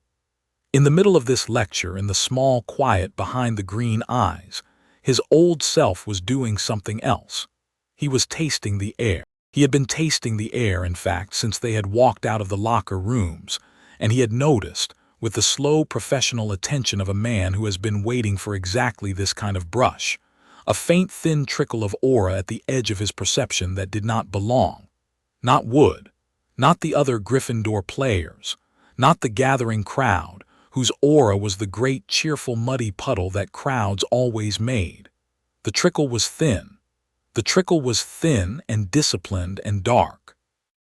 The trickle was when the boy turned his head, just slightly, and looked up into the staff stands, coming with the small, careful steadiness of an arrow drawn back across long minutes, directly toward him. It was coming from a man in a mauve-purple turban. The boy filed. Item 3 for QIRINUSQUIRRELL. He has decided today to try. In the staff stands at the far end of the row from Quirrell, Professor Snape was sitting with his hatchet face turned, also toward the broom shed, and the boy noted that Snape's aura was, interestingly, also fixed on Quirrell. Snape had, in fact, been watching Quirrell for half a week. The boy had observed Snape doing it twice. Snape, the boy thought, had now made his own list of items, and on Snape's list under the heading QUIRINUSQUIRRELL there appeared, no doubt, item 1. He is hiding something. Snape, the boy thought, did not yet quite understand what Quirrell was hiding, but Snape suspected.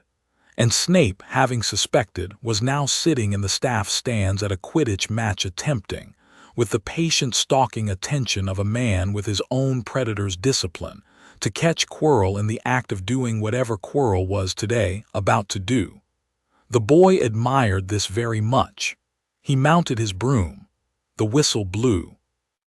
The boy kicked off, and the body of the 11-year-old beneath him rose into the cold November sky with the cheerful, obedient pleasure of a thing that had decided, on first acquaintance, that flying was the best thing it had ever done. The boy in the cold high air with the green end gold and the red end gold flowing in slow blots beneath him allowed himself, for 30 seconds, the small private warm pleasure of being 11 and on a broom for the first time. He had not in his old life ever flown. He found in his new life that he liked it.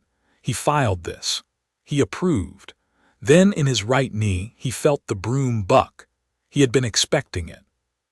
He had been expecting it for 10 minutes, in fact, since the thin, dark discipline trickle in the staff stands had begun to thicken. The broom beneath him began, in the slow, careful 1 degree at a time fashion of an enchantment laid on a long string, to misbehave. It dipped. It rolled. It pitched, gently at first and then less gently, as the trickle from the staff stands fed into it.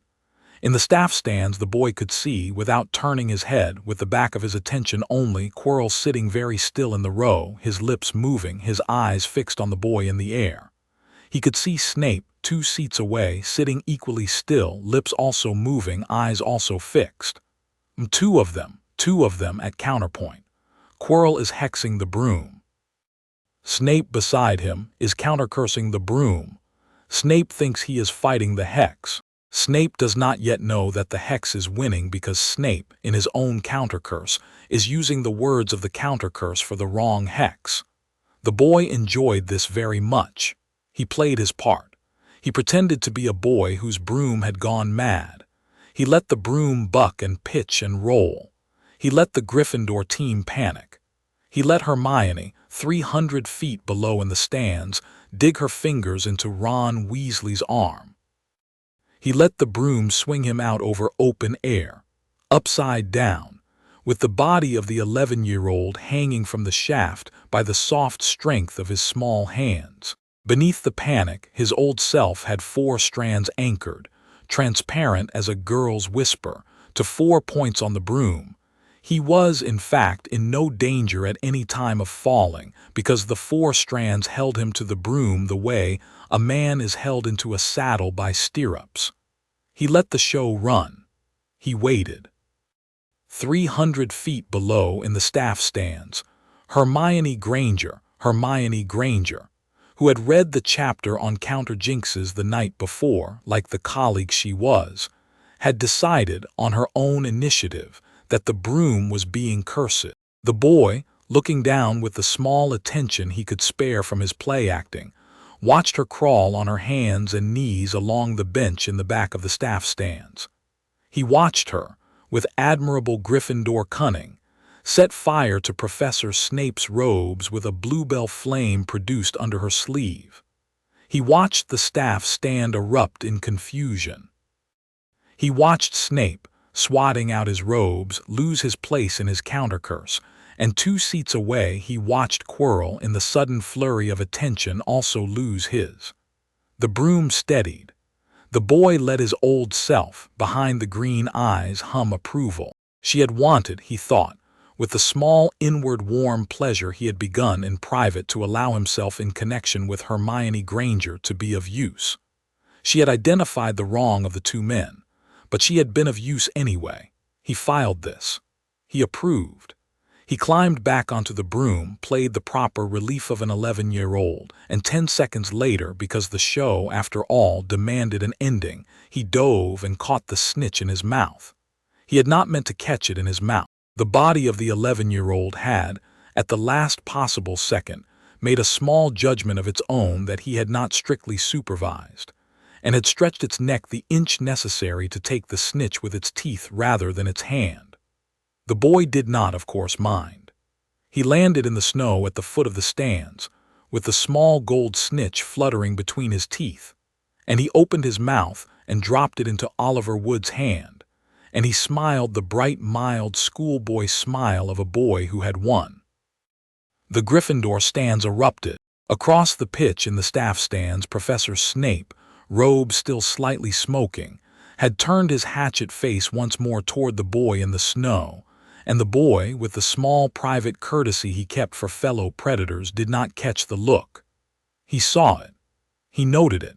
But he did not catch it. He kept his face on Oliver Wood, and Oliver Wood, with the proper Quidditch captain delight, was lifting him in the air. The boy with the green eyes in the air above the Gryffindor team's shoulders, in the cold November sky in the careful back of his mind, addressed Quirinus Quirrell directly across the half-mile of distance, in the silken purring grammar that he kept locked in the back of his ribs. You have tried. You have tried and you have lost, dear. That is good. That is exactly what I wanted from you today. You will, from this moment, mature on the vine a little faster, will you not? In the staff stands the boy felt, very faintly, the thin dark trickle of Quirrell's other, the small black-hand red spool, twitch. The spool, the boy thought, had heard him. He let himself, in the silver air, smile the small private smile he had not, for 11 years, allowed himself to smile in public. A Gryffindor third year who happened to be looking up at him at the time said later that the famous boy's face in that moment had looked older than the moon. The boy did not, after the Quidditch match, sleep that night. He lay in his four-poster in the dormitory, with the curtains drawn, and he allowed his old self to take the body for a long, careful hour. He stretched out of his fingertip his careful, transparent strand of will, and he sent it down out of the dormitory window, and out across the lawn and down toward the lake, and around the eastern wall of the castle, and up the long, winding outer face of the central tower, until he had laid very gently against the windowsill of the headmaster's office, 3 stories below the great revolving owl turret, a single fine glimmering thread. He had been mapping for 2 months. He had now mapped, in fine careful overlapping web, the entire outer skin of Hogwarts. He could feel on his strand the warm soft gold of the old headmaster's aura, folded as always into its valise. He could feel, 2 corridors away in his own office, the small fluttering watery aura of Quirinus Quirrell, slumped in his chair, exhausted, and underneath that aura the small spool of the other, awake and cold and quietly thinking. He could feel off in the dungeons the careful banked black and silver and bone of Professor Severus Snape, who was, the boy noted with a private smile, awake. Snape did not seem, these days, to sleep more than 3 hours at a stretch. He felt, and this, the boy noted carefully, was new, a 4th thing. In the 3rd floor corridor. The 3rd floor corridor had been declared off-limits to all students on pain of death at the welcoming feast. The boy with the green eyes had not, in 2 months, gone to the 3rd floor corridor. He had been waiting. He had been very, very polite. Tonight he felt, through the long fine strand he had laid against the outer wall, a slow careful pulse on the 3rd floor corridor that had not been there before. A pulse the color of an old wound that had never closed. Quirrell had been on the third-floor corridor tonight. After the broom, after the loss, after the look the boy had given him across the pitch, Quirrell, the boy thought, had gone to check that whatever was in the third-floor corridor was still there. So, dear, so that is where you keep your treasure. He let the long, fine strand dissolve. He lay in his four-poster with the body of the 11-year-old, and he allowed the body, finally, to sleep. He had decided in the small, careful back of his old self that the night had been productive enough. In the morning, with Ron Weasley snoring beside him, the boy with the green eyes opened his eyes onto the gray light of December coming in at the arrow-slit window, and he addressed himself, in the silken purring grammar, with the courteous private warmth he had used in another life to greet himself in mirrors at dawn. "Good morning, dear," he said. "The fruit is heavy. Today, perhaps, we will go up the third-floor corridor, and we will see what kind of gardener has been hanging little dark plums on the vine for us." It was December, in fact, when at last he went. He went carefully. He went with Ron beside him, and Hermione beside Ron, because the small green-eyed schoolboy show, with the schoolboy face on it and the schoolboy gait, required two friends. He went on the third night after the older boys had stayed up late drinking butter-beer and would not, the boy knew, get out of bed before noon. He went on a Tuesday in fresh snow, when the half of the castle that mattered to him was at breakfast.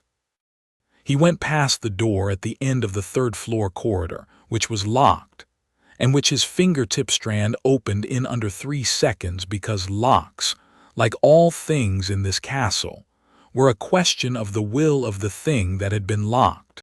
Behind the door in the small high-ceilinged room was a 3-headed dog. The dog, vast, slobbering 3 sleeping heads, one of which yawned and bared its yellow teeth and went back to sleep, lay with its 3 thick necks across what was, the boy saw at once, a trapdoor. The boy stood in the doorway with Ron Weasley clutching his arm and Hermione Granger behind him, with her bushy hair making a wreath of disapproval over her shoulders, and he allowed himself, for 2 seconds in the silken back of his mind, to admire what was in front of him. A trapdoor, 3 heads. The headmaster, who is folded into his valise, has placed a beast over a stair, and the beast is heavier than the beast itself. The headmaster has put a trial here. The headmaster has invited anyone who can find this room to play in the dark beneath the floorboards. The headmaster has, in short, set up a hunt. He withdrew his head. He pulled Ron and Hermione back into the corridor. He closed the door quietly. He guided Ron and Hermione in the proper schoolboy whisper back down the long stone passageway and out toward the staircase. In the staircase, beside the suit of armor on the 3rd landing, Hermione stopped. "Harry, that dog was sitting on a trapdoor." "Yes." "Why?" The boy looked at her mildly schoolboy. She looked back at him with the dry exactness of her aura turning in his vision a careful card. "Why is what we are here to find out," the boy said in the warm, low voice he kept for her. "I think. I do not like this. Number, I would not like it either. But you do." She did not press. The boy did not invite her to. Hermione, 3 months into knowing him, had reached the point in her self-built professional discipline at which she had begun, without being told to manage him. To ask the question she was prepared to receive an answer to, and to refrain from asking the one she was not. The boy admired her, for the 3rd time this term, very much. What followed across the spring was, in the careful back of his mind, a slow, methodical campaign of preparation. He read, in the library, every book Madame Pince would let him take out and several she would not. He read the chapters on countercurses and on the defensive arts. He read, in the restricted section, by the light of a strand laid against his finger, the 3 slim volumes the library kept on the subject of the Philosopher's Stone, which had been, he had learned by an evening's careful eavesdropping of Hagrid in his cabin, what Hagrid had retrieved from Vault 713 at Gringotts on the same day that Hagrid had retrieved the 11-year-old boy himself. A stone. A stone that produced gold. A stone that produced life. A stone whose maker, Nicholas Flamel, had lived 600 years and was, evidently, a friend of Albus Dumbledore. The boy admired this, too. He thought, the headmaster has put on the 3rd floor of his school, in a room over a trapdoor, the most desired object on this side of the world, and he has put a 3-headed dog on top of it. And beneath the trapdoor he has built a series of small further trials, of which the dog is the first. He has done all of this because he wants to bait something. He wants whoever is hunting this stone to come to him here, in his school, so that he can deal with it in his own time, on his own ground. The boy approved of this stratagem. The headmaster, the boy noted with rising interest, was a man of his own kind. It was clever, it was cruel, it was beautifully arrogant. So, old man, so you have set a trap. So you have set a trap that you expect a clever dark man to walk into. So you have decided to be patient. You have decided, like me, to be polite. You will not, however, have predicted that the boy in your trap would be, in his own quiet way, playing his own. The 3rd floor trapdoor took the 3 of them, at the end of the term, on a humid June night.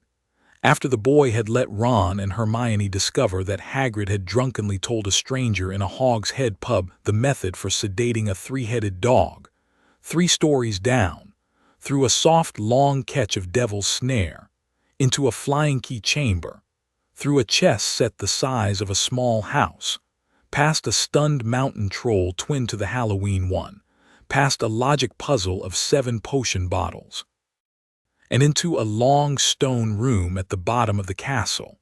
The boy let Ron Weasley take the sacrifice on the chess set. He let Hermione Granger solve the logic puzzle. He let his friends do, in short, the parts of the trial that the trial had been built to let them do.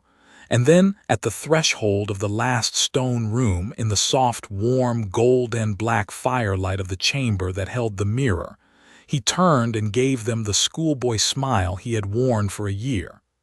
"Stay here," he said. "Please." Hermione looked up at him.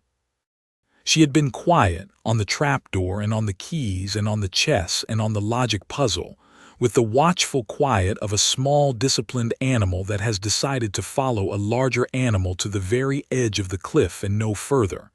"Harry, I will come back, Hermione.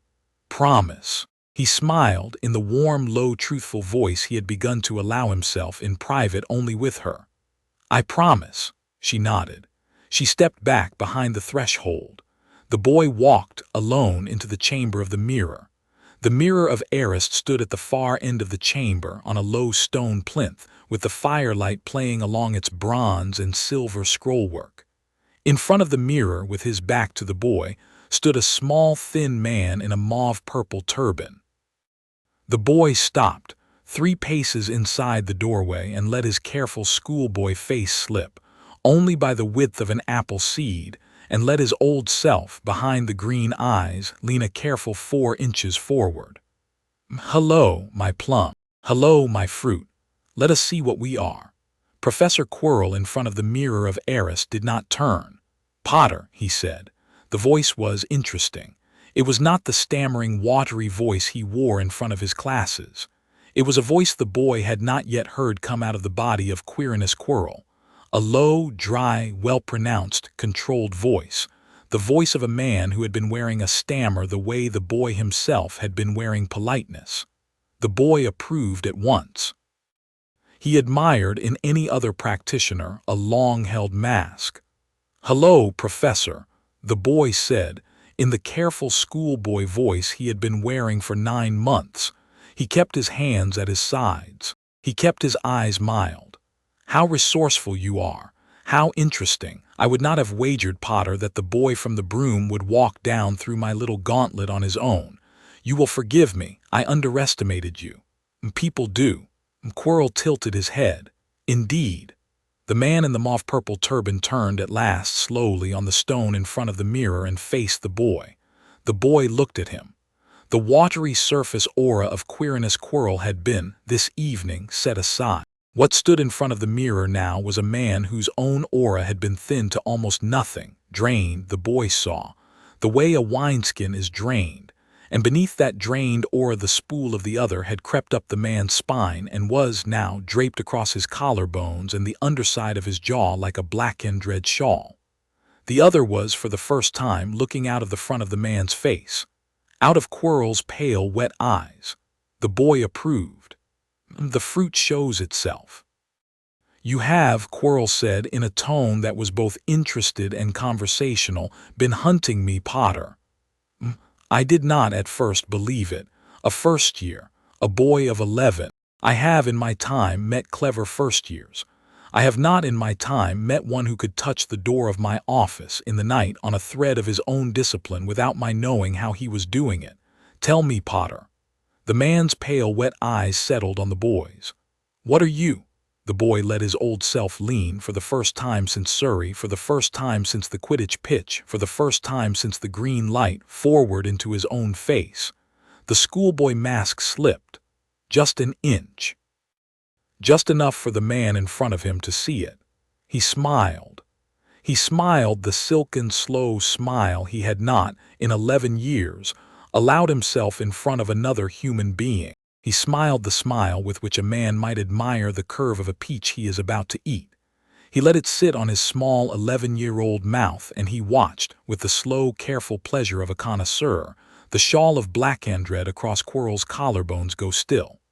I am, he said softly, the boy who killed himself in a green light 11 years ago and woke up here.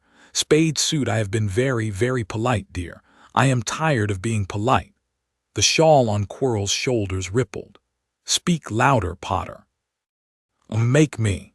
In the chamber the firelight stilled. The man in the mauve-purple turban, the man behind the man, raised one of Quirrell's pale hands, and from the fingertip of that pale hand came a slow, careful line of greenish smoke that the boy recognized, with a small inward warm thrill as the trace of a true working curse. Not the schoolboy work he had watched at the broom, not the wand waving of a defense classroom. The man in front of him was, beneath Quirrell's body, a fighter, a real fighter, a practitioner. The boy could see the discipline in the line of the smoke. The boy could see the precision in the hand. He let his careful schoolboy delight rise behind his eyes. He let it nearly touch his face. Ah, yes. There you are. There you are. Quirrell, my dear Plum, he said in the silken voice. You will have to do better than the green smoke. I have done it before. You have done, Quirrell, and the other stopped. The pale eyes narrowed. Curious, curious, curious, boy. Show me. The pale hand moved. The boy stepped, and on his left fingertip a single transparent strand of the old gift dropped, fine as a girl's whisper, and met the line of green smoke in the air between them. The smoke rolled along the strand, with the small confused obedience of a hex that had found, on its way to its target, a wire it had not expected, and the boy let the strand carry the smoke, very politely, into the stone of the wall beside the mirror, where it dissipated into a small black sooty stain. Quirrell did not blink. You catch my killing curse on a piece of string, he said in the low, controlled voice. How? The same way I caught the first one, dear. I would not call it string in any case. I would call it gum. I would call it the very particular kind of substance my will makes when I am asked to be honest. I do not see it. No one does. The man in the turban looked for a long moment at the boy. Then he tilted his head the way Quirrell had tilted Quirrell's head 100 times in class and laughed. A low, warm, dry laugh that was, the boy noted beautifully without amusement. Lord Voldemort, Quirrell said, would like to speak to you. So I had gathered. The turban came off. The boy with the green eyes had read, in 3 different books in the library, descriptions of the face that emerged from the back of Quirinus Quirrell's head. He had been, in his careful spring of reading, prepared. He had not been prepared, however, for how delicate the thing was. How the small, chalky, bone-white face was, in person, the face of an old, curious snake, and how the slit-pupil eyes of the small, chalky, bone-white face were, when they opened, the eyes of a man who had been, in his time, a hunter of a quite recognizable caliber. The boy let his own old self in the back of his ribs allow itself a slow, private, warm hum of acknowledgement. Ah, there you are. Hello, my long-postponed plum. Hello, my 11 years promised fruit. Harry Potter, the small chalk-white face said in a high, cold, sibilant voice that the boy approved of in the same way he had approved of Snape's first words in the potions dungeon. How you have grown. Yes. You see what I am, you see what I have become. I have walked a long road, boy, a long, long road, through forests of strangers, through bodies of strangers, to come back to you. Tonight you will give me the stone. Will I? You will. Look in the mirror, Potter. Tell me what you see. The boy approached the mirror in the careful schoolboy gait he had not bothered to put down. Quirrell and the other stepped politely back from the plinth. The boy felt on his small body's spine the pale, wet eyes of Quirrell and the slit-pupil eyes of the other and the slow, careful black and red aura of the shawl, all settling against his back like the breath of an animal across a watering hole. He let the animal breathe. He had no objection to being watched. He had, in his old life, been watched by many things. He looked into the mirror. It was, of course, a very interesting mirror. It showed him, for one slow, careful second, himself as he was, small, 11, green-eyed in the muddy school robes of Gryffindor, with the schoolboy mask sitting on his face like a borrowed coat. And then, after that second, it began to show him what he wanted. The mirror, the boy had read, showed the deepest desire of the heart of the man who looked into it. The man who looked into it was lost, mostly, because most men did not know what they wanted, and the mirror told them. The boy had wondered in his spring of reading what the mirror would tell him. The mirror reached for him. He felt it. He felt the slow, careful tilt of an aura that did not belong to any particular living thing, the long-stored will of whoever had built the mirror, layered over with the longings of every soul who had looked into it, try, in his vision, to find the inside of him. He let it look. He let it look the way he let Aunt Petunia look at his cupboard. The mirror found, after a moment, the small, private, warm room at the back of his ribs where he kept his old self folded. The mirror tilted. In the glass, the boy with the green eyes saw, not himself, 11, in school robes, not the small, careful schoolboy he had been wearing for 9 months, but a tall, pale, slim man in a joker's coat, with a smile on his face that he had not worn in 11 years, and a deck of cards in his left hand, and the look in his eye of a man at a watering hole who has just looked up and seen a colleague come in. Behind that man in the glass stood another man, featureless, faceless, only a shape, bleeding gently from the chest into the floor. The man in the joker's coat in the glass looked out at the boy in the schoolboy robes, and the boy, looking in, allowed himself in the silver and bronze frame the smallest possible private nod. "Hello, dear. It has been a long while." In the glass, in the same instant, the small body of the 11-year-old felt, on the inside of the right pocket of his robes, the heavy round shape of a stone. The mirror, the boy thought with quick private admiration, was kindly. The mirror of all the gardeners in this castle had read him correctly. The mirror had given him what he wanted, because what he wanted was, in fact, not the stone at all, but the chance to use it, and the chance to use it required, first, that he have it in his pocket, and second, that the man who wanted the stone die for him in pursuit of it. He let his face stay schoolboy mild. "What do you see, boy?" Voldemort hissed from the back of Quirrell's head. "What does the mirror show you?" "I see," said the boy with the green eyes in the warm, careful schoolboy voice, "myself. With the house cup. You lie, maybe." The chamber went very quiet. Behind him, Voldemort spoke a long, sibilant word into Quirrell's ear, and Quirrell, like a man under instructions, raised his pale hand once more, and the boy felt on the back of his neck the slow, careful tightening of a different kind of working, not a curse. A binding, the fine little tendrils of a holding spell. He let them tighten. "Turn around, boy." The boy turned. He let the small body of the 11-year-old be turned. He let the binding curl around his small wrists and small ankles, and he let his small mouth, in the careful schoolboy fashion, stay polite. Voldemort, from the back of Quirrell's head, looked at him. "Empty your pockets." Of course. He emptied his pockets, slowly, schoolboy careful. He took out his wand. He took out a piece of chocolate frog wrapper. He took out a wad of parchment scribbled in his own careful hand with the date of a charm's essay.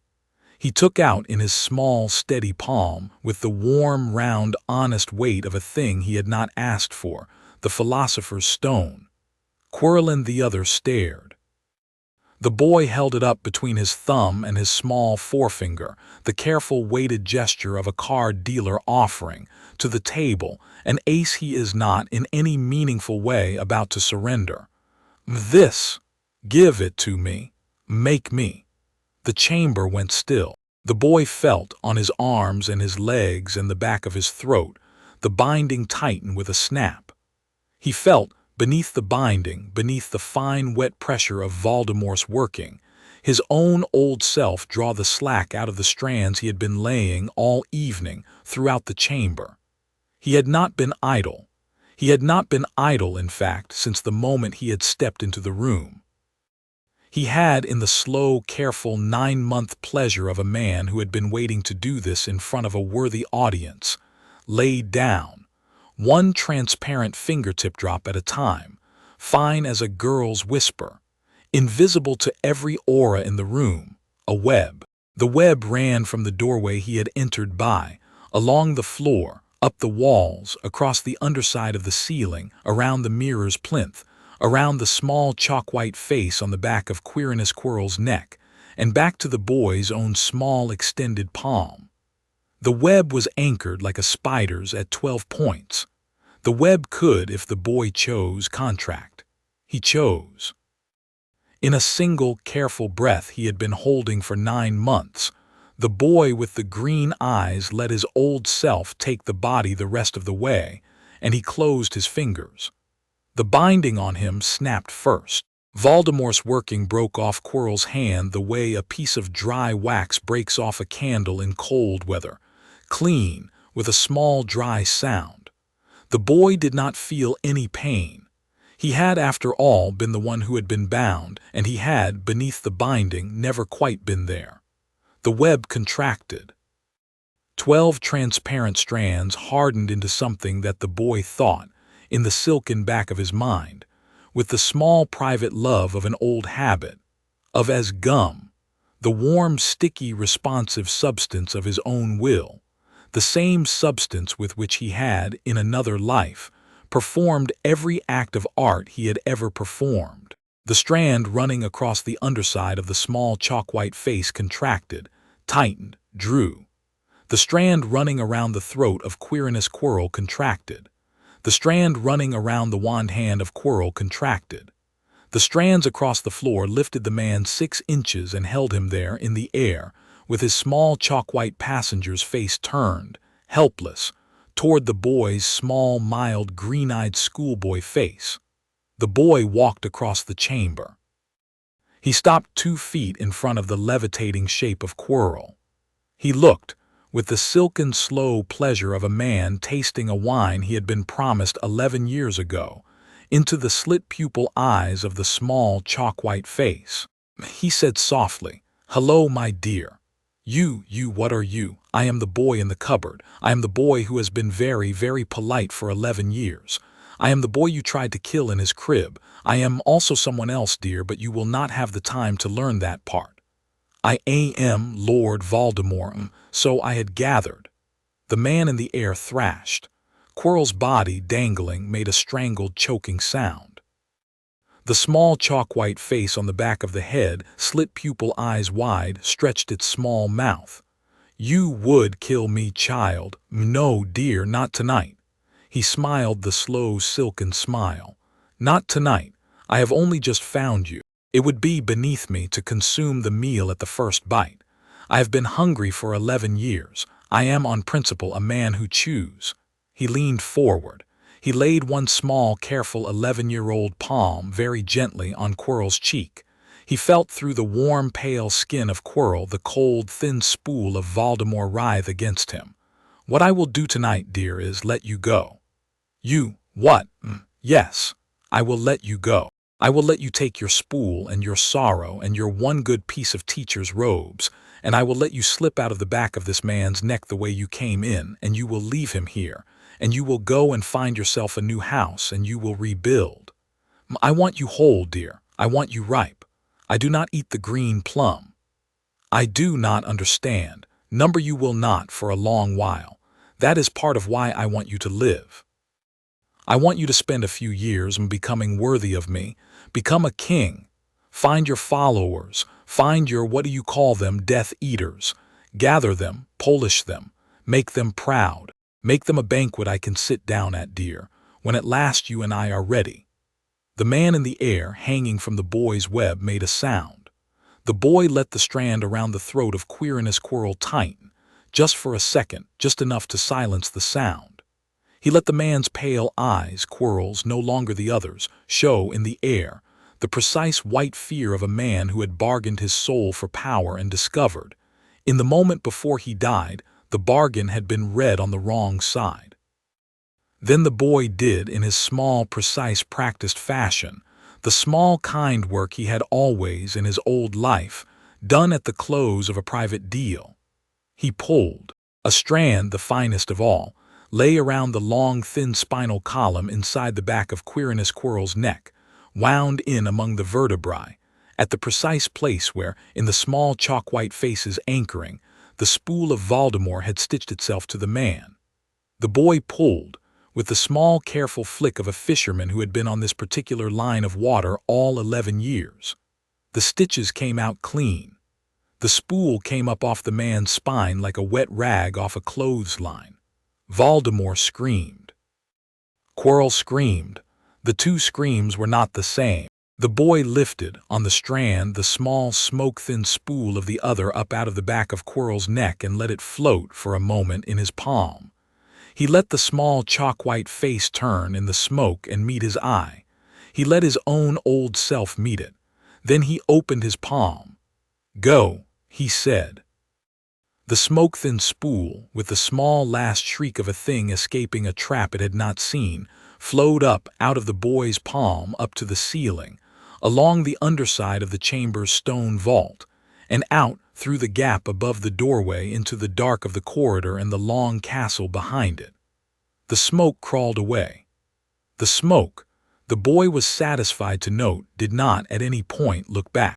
Quirinus Quirrell on the floor of the chamber lay heaving. He looked up. His pale eyes, free at last, found the boy's.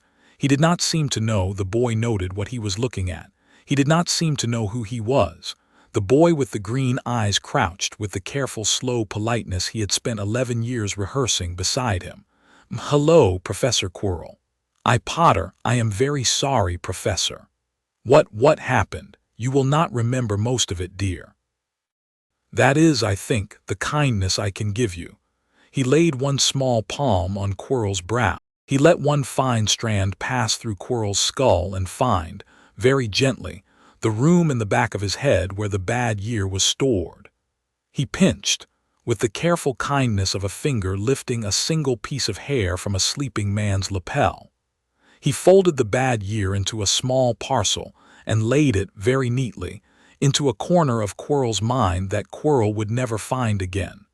He withdrew the strand.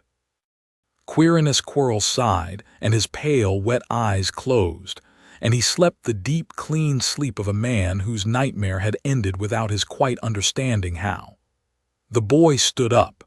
He pocketed the philosopher's stone, in the careful schoolboy fashion, in the inside pocket of his robes. He let the web dissolve strand by strand from the chamber. He walked slowly back to the threshold. Hermione was sitting on the floor beside the threshold with her bushy hair making a careful curtain around her face. Ron was sitting beside her, paler than usual, with his right leg stiff under him from the chess. They both looked up at him as he came out of the chamber. "Harry," Hermione, what happened? The headmaster is on his way. He could feel, on the long fine strand he had not quite dissolved, the slow warm soft gold of the headmaster's aura coming down the long staircase from the third-floor corridor toward them. The headmaster had felt it. The headmaster had felt all of it. The headmaster very soon would be here. He looked at Hermione. He looked at her with the warm, careful private face that he had begun in private to use only with her, and he said, in the low schoolboy voice that 9 months ago he could not yet have made truthful, "Thank you, Hermione." She looked back at him. For a long moment, in the soft, warm, gold and black firelight of the corridor outside the chamber of the mirror, the boy with the green eyes and the bushy-haired girl who had built her own aura looked at each other. Then Hermione Granger nodded. She did not, the boy noticed, look away. Chapter 3 and Chapter 4. The Diary of an Unsleeping Boy. The boy with the green eyes had, over the course of his second and third years at Hogwarts, begun to keep a journal. He kept it not on paper.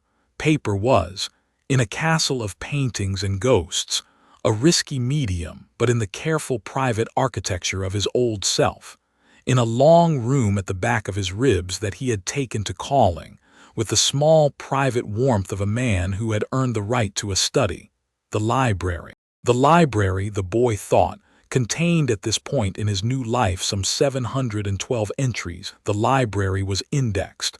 The library was, in the silken purring grammar he kept for himself, alphabetized by family name where families were known to him, and by suspicion where they were not. It was a useful library. It was a sustaining library. It was, the boy thought, on certain long quiet evenings in the Gryffindor common room with Ron asleep beside him on the sofa, the only place in his new life that had begun, properly, to look like a home. A summary entry for the long stretch of the boy's second and third years, drawn in his library, in the careful sparse calligraphy he had developed in the back of his mind in lieu of speech, would read approximately as follows. Item. Albus Dumbledore. Through the summer between the first and second years, the headmaster had requested no further private interviews. The boy had been pleased about this. The headmaster's warm, soft gold aura, the boy noted, had been seen in the corridors at greater distances.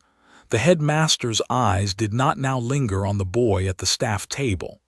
The headmaster, the boy concluded, had decided, in the careful headmasterly way, to wait.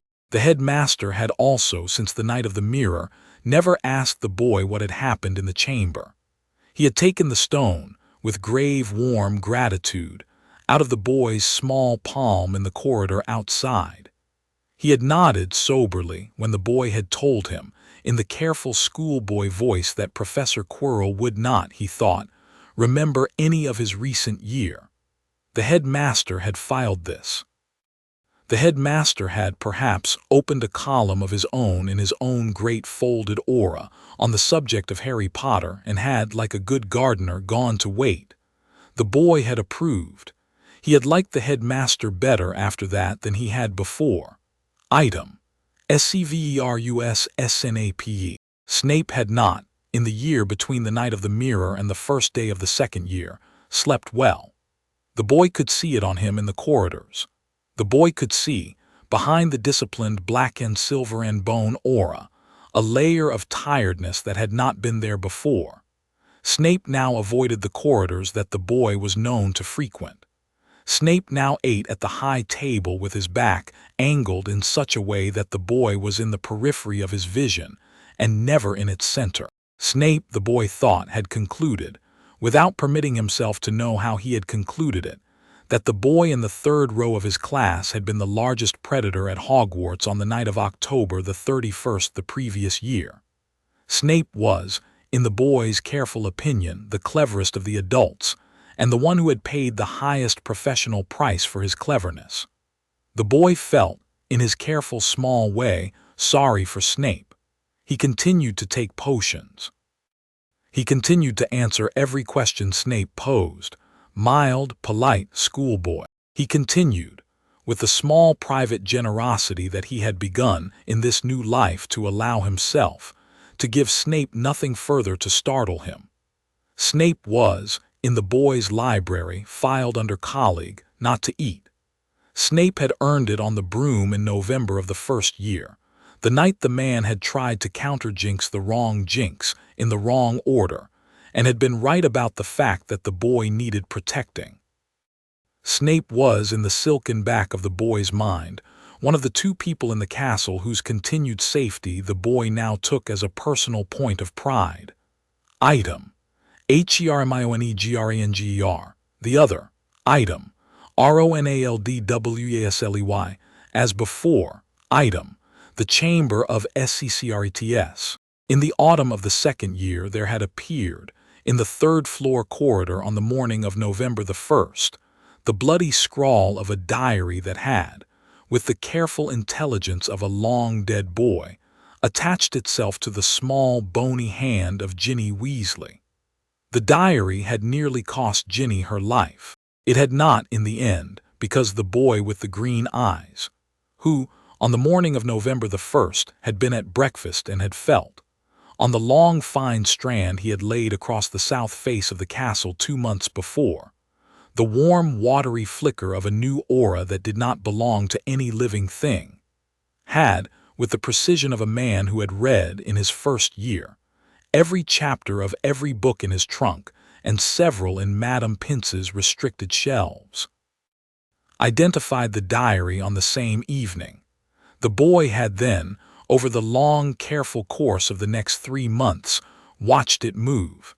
He had watched it nibble at the edges of the girl's aura. He had watched, with private professional interest, the slow, careful method by which a small black-bound book in the back of a girl's school satchel could, by inches, drink her down. He had not, of course, allowed it to finish. He had taken the book out of Ginny Weasley's satchel on the night of February the 14th, in the girls' lavatory on the second floor where the diary's previous victim had once lain dead, with Ginny on the floor at his feet, and the small, slender shape of the diary's young owner half formed from the page, leaning over her. The young owner was, as the boy had suspected, a 16-year-old version of Voldemort. The young owner had, of course, been delighted to meet him. The boy had let the young owner speak for, in total, 11 seconds. Then the boy, with a strand drawn around the spine of the small black book, and another laid through the upper canine of the basilisk asleep 2 corridors below, had punctured the diary with a fang plucked, in advance, from the great snake's mouth. He had, on his way out, allowed the great snake one mild, careful encouragement to remain asleep, by way of a strand laid across its eyelids and a small interest in seeing where the snake would, if left, eventually decide to nest. He had pinned the diary to the lavatory floor. He had carried Ginny Weasley out of the lavatory in his careful schoolboy arms. He had restored her to her mother in the entrance hall, with the apologetic schoolboy story of a girl who had been wandering and had slipped on wet tile, and the diary was already in his trunk before McGonagall had finished asking him what he had been doing on the second floor. In the spring of that year, the boy had read the diary very carefully. He had filed every entry. He had identified, by the small, steady marginalia of a 16-year-old's hand, the years of Voldemort's first slow boyhood, the names of his 3 earliest friends, the topographies of his half-formed plan, and most importantly, the careful diagram of the soul the boy in the diary had drawn for himself, in the back, on the night the boy in the diary had decided to be no longer one boy but 2. Item. Horcrux. The diary was 1. The boy had taken 7 years' worth of library notes from it in a single, careful weekend. He had then, in the dead of a Sunday night, fed the small black-bound book to the fire in the Gryffindor common room and watched it scream itself, in private, out of existence. There were 6 more. The boy was almost sure of it. 6 more Horcruxes, 6 more small pieces of the dear plum scattered, the boy supposed, around the islands of Britain in objects that would have flattered the long pride of the young Voldemort. A locket, perhaps, a cup, perhaps, a ring, a tiara, a serpent at last. The boy thought with the slow, careful, private warmth of a man who, having met one of his own kind, recognized a second. He filed each guess. He went to bed each night with the library in good order. He waited. Item: Sirius Black. In the autumn of the 3rd year there had been, in the wizarding papers and the corridors, the news of a man escaped from a prison called Azkaban, and a great deal of public alarm that this man had come, with murderous intent, to find the boy with the green eyes. The boy had read the papers. The boy had not, on close inspection of the published photograph, found the aura of the man in the published photograph believable. He had asked, in the proper, careful schoolboy fashion, a number of mild questions of the older students, and he had collected, in the back of his careful mind, the answers. He had concluded in private the following: the man called Sirius Black had probably not murdered Peter Pettigrew. The man called Sirius Black had probably not blown up 13 muggles. The man called Sirius Black had probably been a friend of the boy with the green eyes' parents. The man called Sirius Black, in short, did not deserve to be murdered, and the boy with the green eyes therefore decided, in his careful private fashion, that the man called Sirius Black would not be. Item: Peter Pettigrew. The boy had, on the 2nd night after the news about Sirius Black, taken a careful walk after curfew along the 7th floor corridor, where the Gryffindor boys' dormitory tower met the staircase to the common room. He had passed, on the way, a sleepy Ron Weasley emerging from the bathroom, with his small pet rat, a fat gray rat that the boy had been polite about for 2.5 years, riding on his shoulder. The boy had paused. He had let his eyes, only for the smallest possible second, pass across the small gray rat on Ron Weasley's shoulder. The aura of the rat was not the aura of a rat. The boy had felt, in the careful small back of his ribs, his old self give a slow, private, warm sigh. Ah, of course, dear. Of course Ron Weasley has had in his pocket since the autumn of the 1st year the man who killed your parents. Of course. The careful gardeners in this story did not let a thing like that lie merely fallow on the vine. They let it ripen in the pocket of a friend.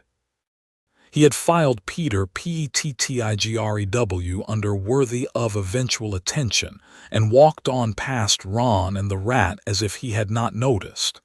He had not, that year, made the rat his immediate priority. The rat would keep. The rat, like the headmaster, like Snape, like the whole patient garden of the castle, was a thing he had decided to let mature. In the spring of the 3rd year, on the night that, in the small hour before midnight, Professor Lupin transformed in the grounds, and there was a wild moment by the Whomping Willow in which the rat very nearly slipped, the boy with the green eyes had, with the careful private courtesy of a man preserving a piece of fruit on the vine, intervened. He had laid one fine transparent strand across the rat's right hind foot, just before the rat had panicked, and he had held the rat, against its will, in the dirt, for the exact 6 seconds that Sirius Black needed to recover from his own transformation and turn the rat back into a man. The man had then been clearly identified by every witness present as Peter Pettigrew. Sirius Black had then been exonerated. Pettigrew had then, the boy had noted with the small, inward warm pleasure of a man whose fruit had been delivered, in front of him, in a paper cone, escaped the company of those witnesses by jumping into the lake. The boy had let him jump. The boy had laid a long, fine, transparent strand on the back of Pettigrew's small ragged rat coat as Pettigrew swam, and the boy had felt, very gently, the strand catch in the fur of Pettigrew's back, and had let the strand pay out slowly, evenly, in the careful, courteous fashion of an angler who has just decided not to set the hook, until Pettigrew was so far into the lake that the strand became, For the boy, a guideline only. A faint thread of will laid across the long, dark water of the Black Lake, and out in time into the river that fed the lake, and out in time beyond the river into the western country. The boy did not, at any point that night, draw on the strand. He let Pettigrew run. Pettigrew, in the silken back of the boy's mind, was bait. Pettigrew, the boy had filed in the appropriate column, would lead home to the one mouth left in this world that the boy with the green eyes still wanted to feed. Item: Sirius Black follow-up. Sirius Black had, having been exonerated, moved into a tall, narrow, grim London townhouse that had belonged to his mother. The boy had, in the summer between the 3rd and 4th years, exchanged careful schoolboy letters with him. The letters were polite. The letters were, on the boy's side, full of small, careful schoolboy gratitudes and small, bashful schoolboy questions about his father.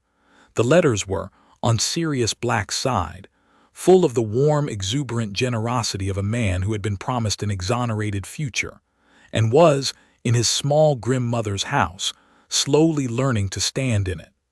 The boy admired this very much.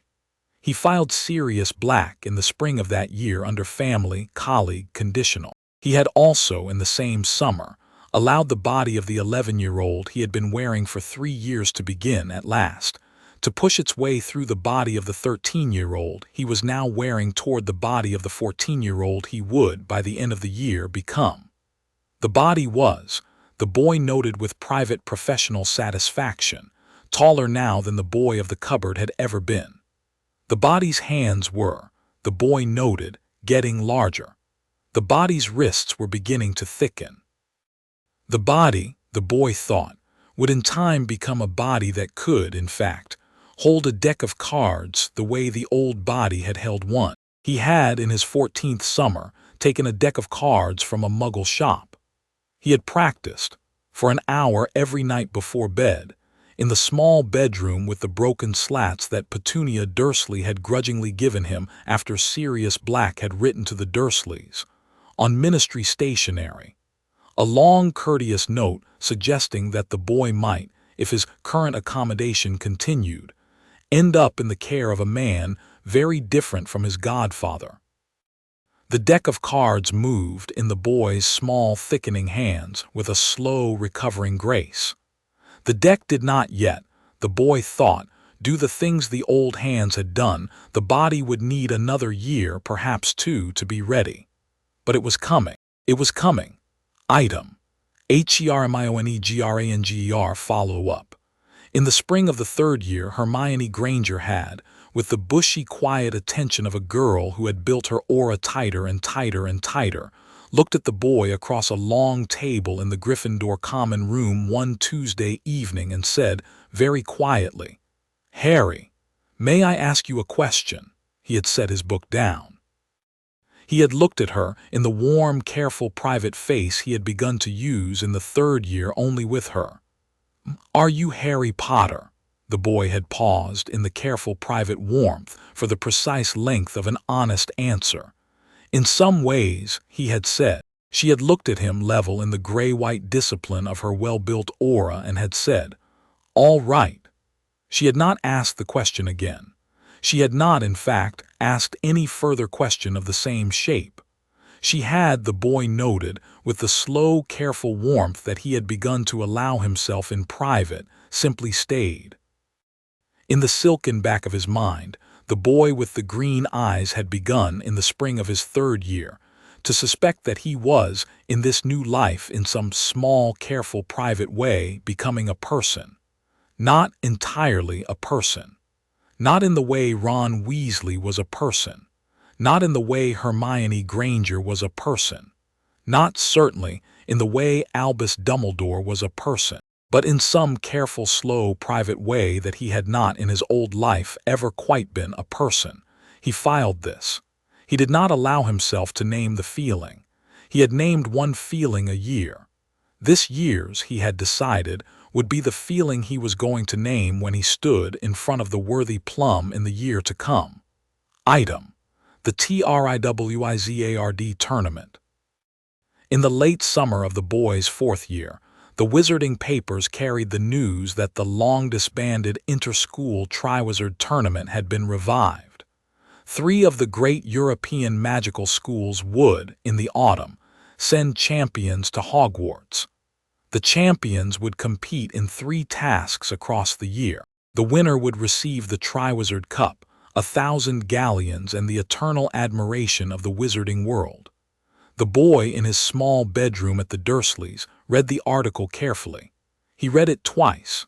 He read with the small, careful private warmth that had been building in him all summer the dates of the tasks. He read the description of the methods by which the champions would be chosen. He read, in particular, the line about the goblet of fire. He filed the article. He set the paper down. He looked across his bedroom at his own thin, still too small, 14-year-old reflection in the wardrobe mirror. He thought, in the silken purring grammar that he had not, in his current life, ever quite stopped using in private. Dear. A tournament held at Hogwarts. A tournament in which 3 school champions, in front of an audience of the entire wizarding world, will be subjected to 3 carefully chosen public tests of skill, courage, and ingenuity. A tournament in which there is, at the end, a cup. A tournament in which someone somewhere has decided to bring something else to Hogwarts by way of a cup, that the cup will not, the boy thought, be a cup for. He could not yet feel it on his strands, but he could feel, across the long, quiet, warm evening summer, the faint dark trickle of something at the edge of his perception, and he could feel that the trickle was preparing.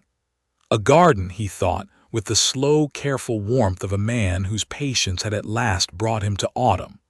A garden, 4 years in the planting, 4 years in the watering, 4 years in the pruning. And finally, the harvest. Ah, dear, he thought, with the slow, silken smile he had begun, in private in his own bedroom mirror, to allow his 14-year-old face to make. Ah, dear, we will have our supper. The Hogwarts feast on the night of the announcement was, the boy noted with the careful pleasure of a man at a long-awaited dinner, one of the most beautifully presented feasts he had attended in either of his lives. Beauxbatons arrived in a flying carriage drawn by 12 winged horses. Durmstrang arrived in a ship that rose out of the Black Lake like a small, drowned cathedral. The boy admired both. He filed the auras of both delegations. The Beauxbatons' headmistress, Madame Maxime, was a half-giantess of considerable practical charm. Karkaroff, the headmaster of Durmstrang, was a man whose aura the boy recognized at once as a man who had taken his life, in his 30s, on the wrong side of a recent war, and had not since slept well. The goblet of fire was set in the entrance hall on a small stone plinth. The boy looked at it for a long, careful private second when he passed it for the first time, and he felt, in the warm, soft front of his attention, the simple, kind aura of an artifact built to fairly choose a champion. He filed it under fair. He was satisfied. The boy did not put his name in the goblet. He had not, at 14, intended to. He was below the age limit. He was, in any event, indifferent to the question of whether he or another 4th year would win a cup in a tournament organized by adults for the entertainment of adults. He had in the back of his mind an entirely different agenda in connection with the cup, which had nothing to do with winning it. On the night of Halloween, in the great hall with the 4 houses and the 2 visiting schools assembled, the goblet of fire chose the 3 champions: Fleur de Lacquer from Beauxbatons, Victor Crumb from Durmstrang, Cedric Diggory from Hogwarts. And then, with the small, careful, warm certainty of a man whose patience had finally been rewarded, the boy with the green eyes watched the goblet, which had finished its work, which had gone dark, which had been declared finished, flicker and flare, and shoot one more singed slip of paper out into the air. Albus Dumbledore caught the slip. He read it. He looked up across the great hall slowly to the long red and gold Gryffindor table where the boy with the green eyes sat between Ron Weasley and Hermione Granger. "Harry Potter," he said. The great hall went still. The boy let his careful schoolboy face do the proper schoolboy thing. He let it pale. He let his eyes go wide. He let Hermione, beside him, draw in a small disciplined breath. He let Ron, across from him, stare with the slow gathering Weasley betrayal of a boy who had been told, by Fred and George that very afternoon, that the age line on the goblet of fire was impossible to cross. He stood slowly in his Gryffindor robes. He walked in the careful schoolboy gait he had been wearing for 4 years, the long aisle between the 4 house tables. He walked past Cedric Diggory, who had stood already and was now hesitating at the door to the antechamber. He walked past Victor Crumb, whose dark eyebrows had drawn down into a thoughtful line. He walked past Fleur de Lacquer, who was looking at him in a way that, in another life, would have been the look of a fellow professional encountering an unexpected fourth. He walked up to the long, high table. He stopped at Dumbledore's chair. Dumbledore looked down at him. The headmaster's warm, soft gold aura, folded as always into its valise, had been, the boy noted with private satisfaction, drawn open, just enough that the careful old eyes behind the half-moon spectacles were, for the first time in 4 years, properly looking at him. Looking, the boy thought, in the way a master gardener looks at a tree he has nurtured all spring, and discovers in autumn that the tree is bearing a fruit he has never seen before, and does not in his long, careful life recognize. "Did you put your name in the goblet, Harry?" "No, sir." "Did you," Dumbledore said, "ask an older student to put your name in the goblet on your behalf?" "No, sir." "You are certain?" "Yes, sir." Dumbledore looked at him. Dumbledore looked at him for a very long second in the warm, soft golden folded coat aura. Then Dumbledore, with the courteous mildness that had become his preferred mask in the boy's presence over the 4 years he had been at Hogwarts, said, "Then someone else has put your name in for you, Harry. And someone else, I think, would like very much to see you killed before this year is out." The boy said, in the warm, careful, private voice he had been using increasingly with the headmaster. "Are you afraid, Harry?" The boy considered the question. He considered it with the slow, careful, private pleasure that by now he had begun to allow his 14-year-old face to show in small private settings only with 3 people: Hermione Granger, Sirius Black, and increasingly Albus Dumbledore. He said gently, "No, sir, I am interested." The headmaster's warm, soft gold aura paused. The headmaster's eyes, behind the half-moon spectacles, narrowed by precisely the small, careful, unobtrusive amount of a man who had, at last, in his long, careful life, come to the conclusion that the boy in front of him was not, in any of the ways the man had been carefully considering for 4 years, what he seemed to be. "Yes," Dumbledore said after a moment.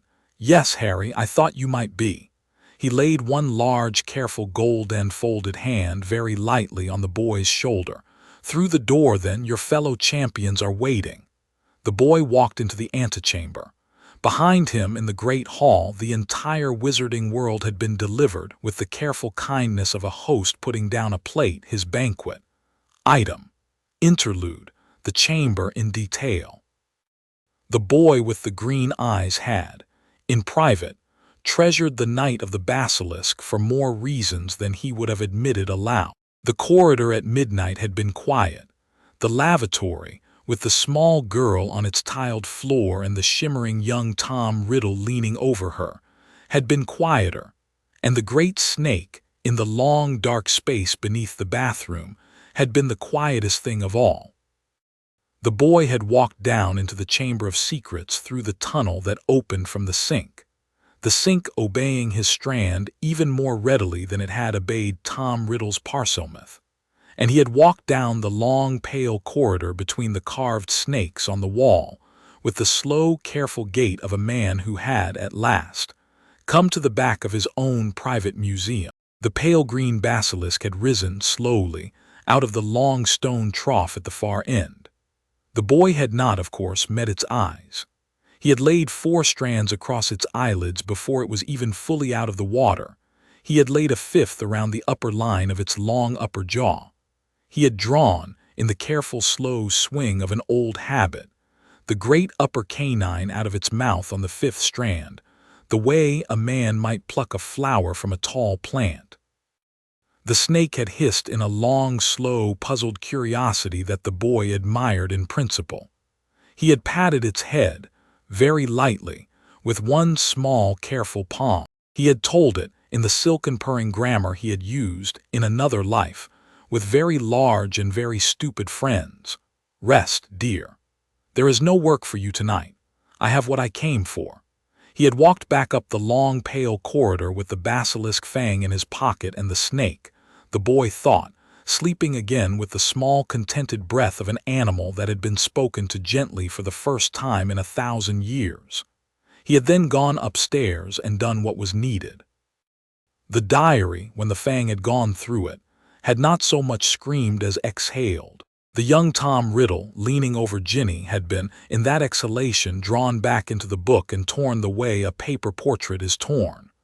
The boy had watched it happen with the careful private warmth that he allowed himself, in connection with each small piece of his future banquet, on the occasion of that piece becoming one piece smaller. It had been, the boy thought, a productive evening. Item: an afternoon with Hermione.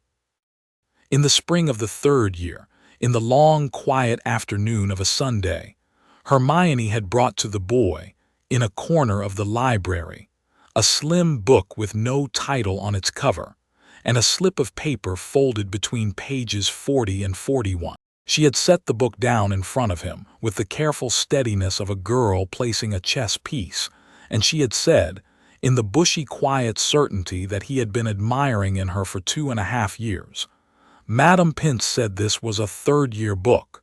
It is not." The boy had taken the book in his 14-year-old hands. He had opened it to the marked page.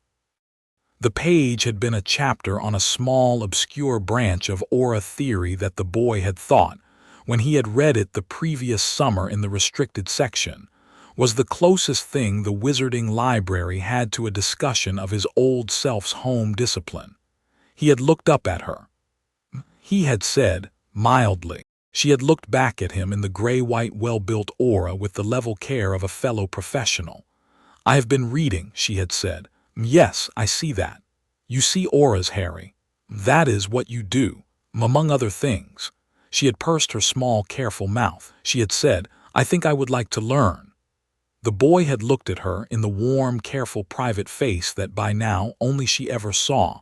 He had said, in the silken purring grammar he had begun in private to use with her, "Yes, I think you would, Hermione. I think you already are." She had blinked. She had looked down at the book, at the slip of paper, at the careful, neat marginalia she had made in the margins, and she had said, very quietly, "I want you to know, Harry, that I am going to keep up with you." He had smiled in the warm, careful, private face. The smile had reached his green eyes the way no smile had ever reached them in this new life in any other audience. He had said in the warm, low, truthful voice that with her he had begun to allow himself. "Yes, I know." She had nodded. She had taken the book back. She had walked, with the bushy small dignity of a girl who had just claimed, in formal terms, a position in a colleague's professional life, out of the library and on to her next class.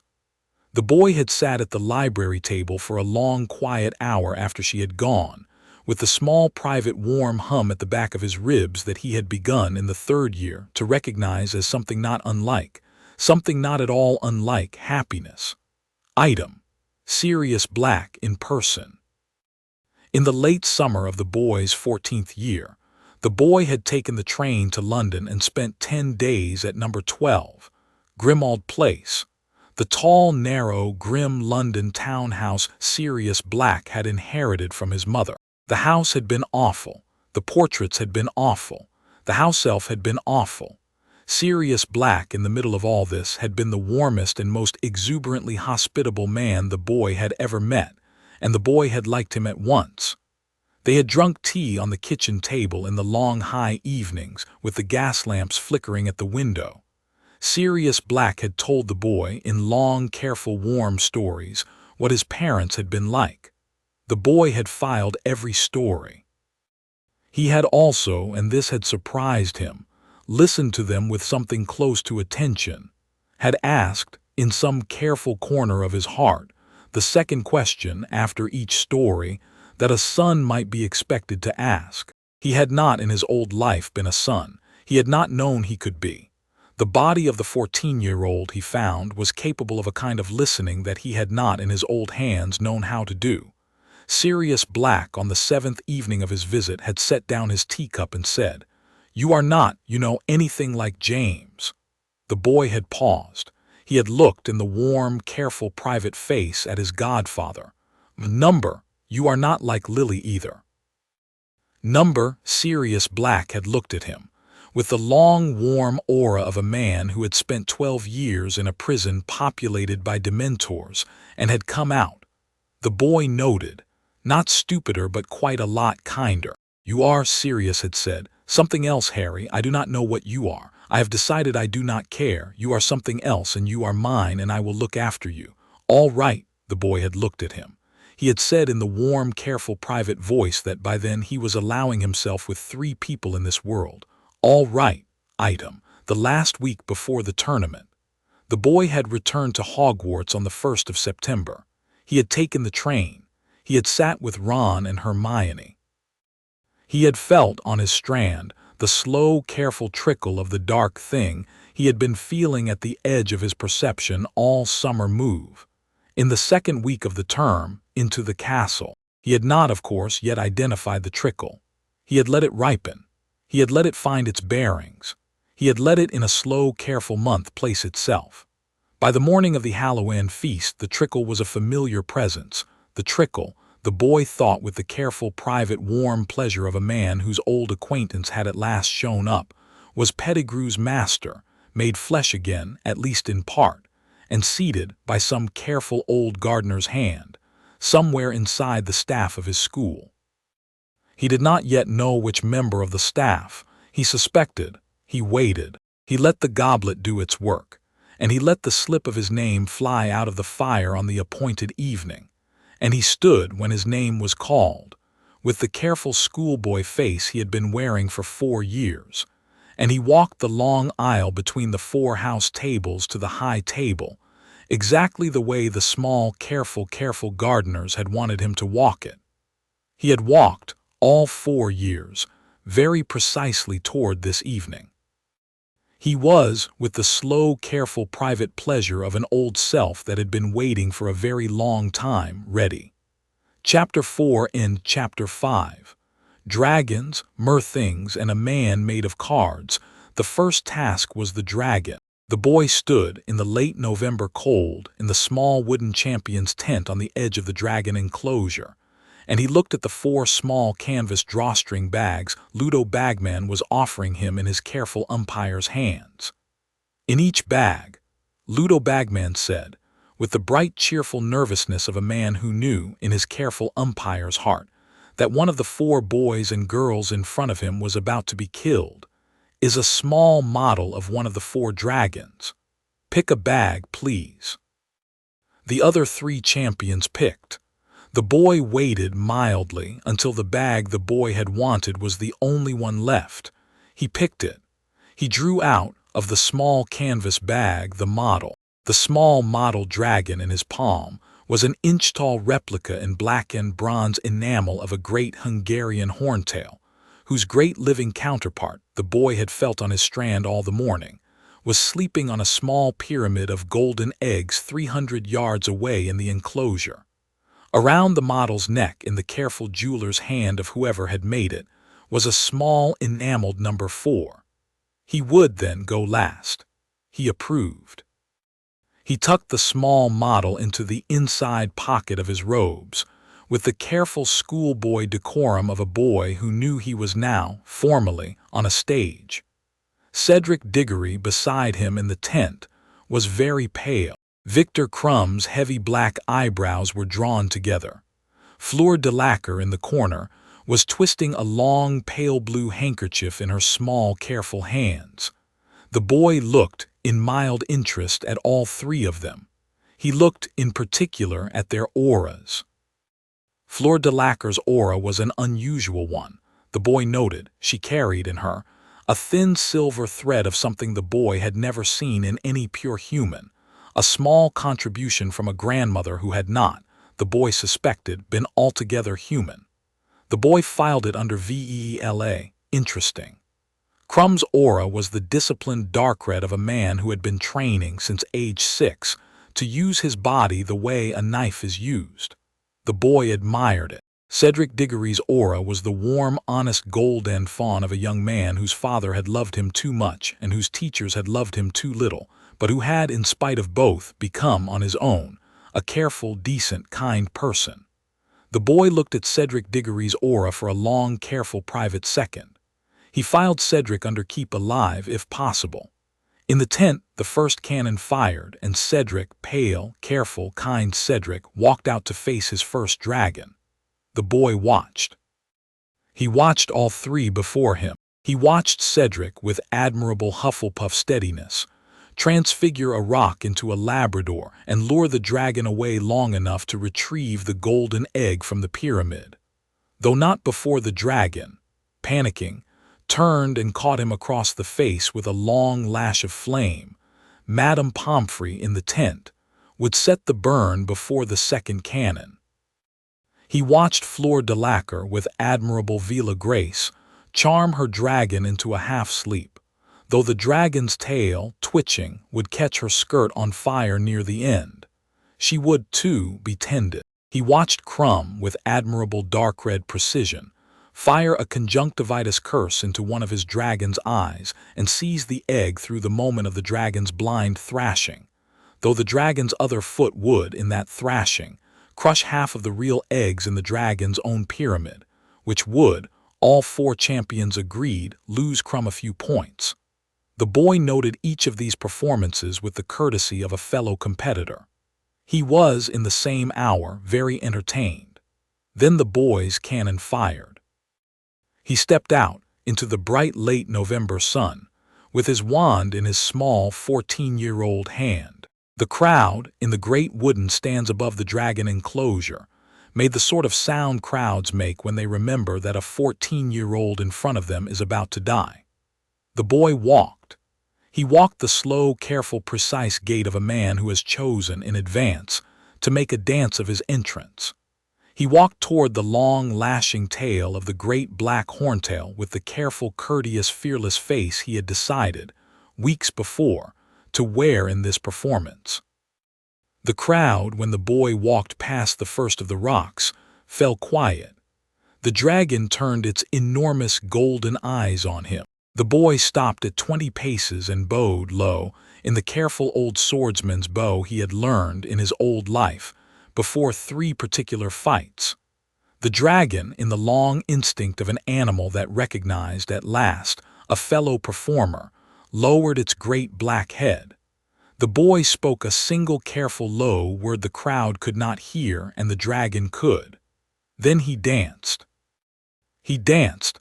To call it anything else would have been a smaller word than the boy deserved on a November afternoon when at last he was being watched.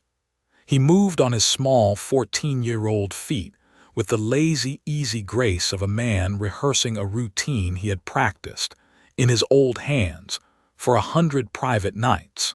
The dragon's tail came around in a long, bright lash, and the boy stepped, with the careful insouciance of a duelist sidestepping a thrust at a banquet.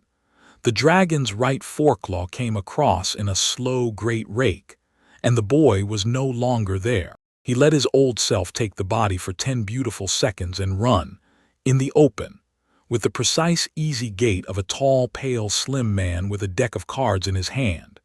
And out of his fingers, fine as a girl's whisper, fine as a spider's flag, he dropped a long, careful, translucent web across the dragon's foreclaws, and another across the spike of its tail, and another across the inside of its left eyelid where, when in due course it tried to close the eyelid against the gusting wind of its own breath. The strand would, very politely, hold the eyelid open for the precise 3 seconds, the boy required to pluck the golden egg out of the center of the Great Pyramid of real eggs. He vaulted on his strand the Great Pyramid. He took the egg. He turned on his strands in midair. He bowed again in the long old swordsman's bow to the dragon. The dragon, for which the boy by now had the small private warmth he had always had in his old life for partners on a stage, bowed back. The boy walked, in the lazy, easy gait of a man who has performed a thing he had been looking forward to performing for years, out of the enclosure and back into the tent. He had not in any of it hurt the dragon. The dragon's eggs were intact. The dragon's eyelid was unhurt. The dragon, on its rock, was settling itself again on its pyramid of real eggs with the slow, careful pleasure of an animal that had just had, on a wet November afternoon, by far the most interesting 20 minutes of its life.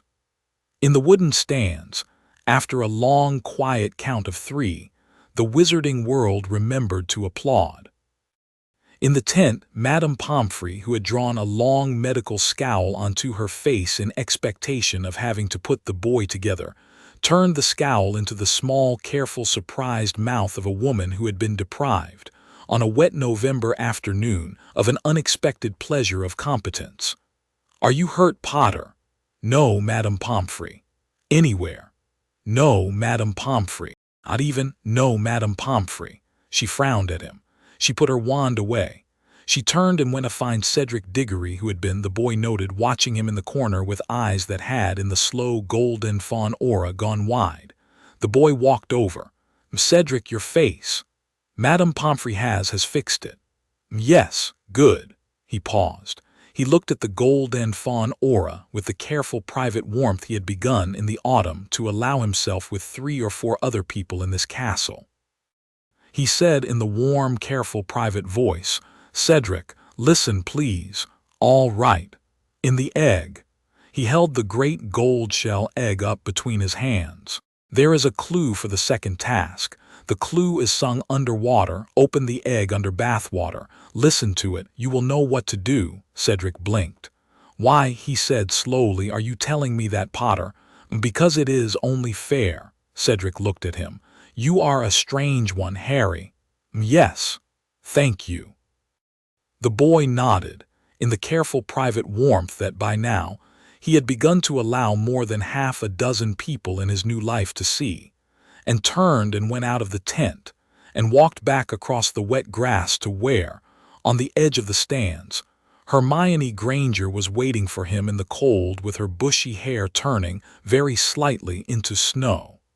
She looked at him. He looked back at her in the careful private warmth, in the warm, low, truthful voice he had begun to allow himself in private only with her.